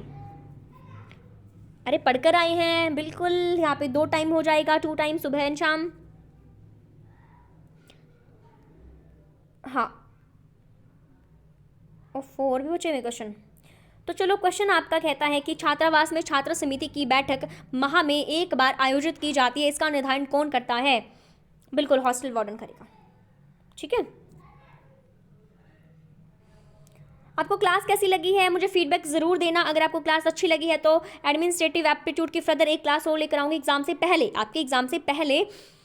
उसमें ये पीडीएफ तो होगी, इसको तो मैं रिवाइज कराऊंगी, साथ में कुछ और अपने जो मेरे को इंपॉर्टेंट दिखेगा एनसीपीसीआर की गाइडलाइन में जो लिखा हुआ है, या फिर कुछ और चीज़ें जो इंपॉर्टेंट है, क्योंकि एडमिनिस्ट्रेटिव एप्टीट्यूड मतलब अंधेरे में तीर चलाना। ये इसका पहले सिलेबस में मेंशन नहीं था, पहली बार हो रहा है, हमें नहीं पता क्या आएगा, कहाँ से क्वेश्चन आएगा। तो जितना मुझसे बन पड़ेगा, जितना मुझे इंपॉर्टेंट लगेगा, मैं करने की कोशिश करूँगी, लेकिन आप फीडबैक दे दीजिएगा लास्ट में क्या रहेगा आपका। देन मैं सोच रही हूँ आपको पॉक्सो एक्ट जो है अपने 10 नंबर का, वो भी बहुत ही अच्छे से इसी तरह से उसकी भी एक मैराथन क्लास कराऊँ, उसकी भी मुझे अपना क्या देना, फीडबैक देनी है। जब आप फीडबैक दोगे, अपने प्यारे प्यारे हाथों से कमेंट लिखोगे, तभी तो मुझे मज़ा आएगा, अच्छा लगेगा पढ़ाने में, दिल को सुकून मिलेगा कि हाँ बच्चों को भी अच्छा लग रहा है। हाँ जी, तो मूव एंड रजिस्टर, बिल्कुल यहाँ पे डेट ऑफ लीव, कब जा रहे हो, पर्पस क्या है जाने का, किसके साथ जा रहे हो, या फिर all of the above, D यहाँ पे करेक्ट हो जाएगा। अब अगला अपना क्वेश्चन आता है, बड़ा ही प्यारा शानदार लाजवाब क्वेश्चन। छात्रावास में छात्रों का रिकॉर्ड रखने का दायित्व किसका होता है? हॉस्टल के सुपरिटेंडेंट का, एडिशनल हॉस्टल सुपरिटेंडेंट का, या फिर सिक्योरिटी गार्ड का, या फिर ऑल ऑफ दी अबव? छात्रावास में छात्रों का रिकॉर्ड रखने का दायित्व किसका होता है? सुपरिटेंडेंट। अगर सुपरिटेंडेंट ऑप्शन में नहीं है तो क्या करना है? वार्डन करना है। तो चलो भाई, आज के यही थे हमारे प्यारे से क्वेश्चन और बेहतरीन हमारा ये सेशन था। आपने इतना साथ दिया, यहाँ तक आप आए हो लास्ट तक, तो क्या करना है, प्यारे प्यारे हाथों से कमेंट तो ज़रूर लिख के जाने हैं सभी को। और फर्दर आप सजेस्ट मुझे कर सकते हो क्या पढ़ना है, क्योंकि आपका एग्ज़ाम बहुत ही ज़्यादा नज़दीक है और आपको पूरी मेहनत करनी है, पढ़ना है। इस बार आपको सिलेक्शन ज़रूर लेना है और मुझे मिठाइयाँ आपने खिलानी है ना, भूलना मत फिर सिलेक्शन के बाद। चलिए, हंसते रहे, खुश रहे, मुस्कुराते रहे और ऐसे ही तैयारी करते रहे, पॉजिटिविटी के साथ पानी पीते रहे, अपनी एक्सरसाइज साथ में करते रहे, फिजिकल मेंटल एक्सरसाइज, क्योंकि बहुत ज़रूरी है इस टाइम पे। Thanks for watching.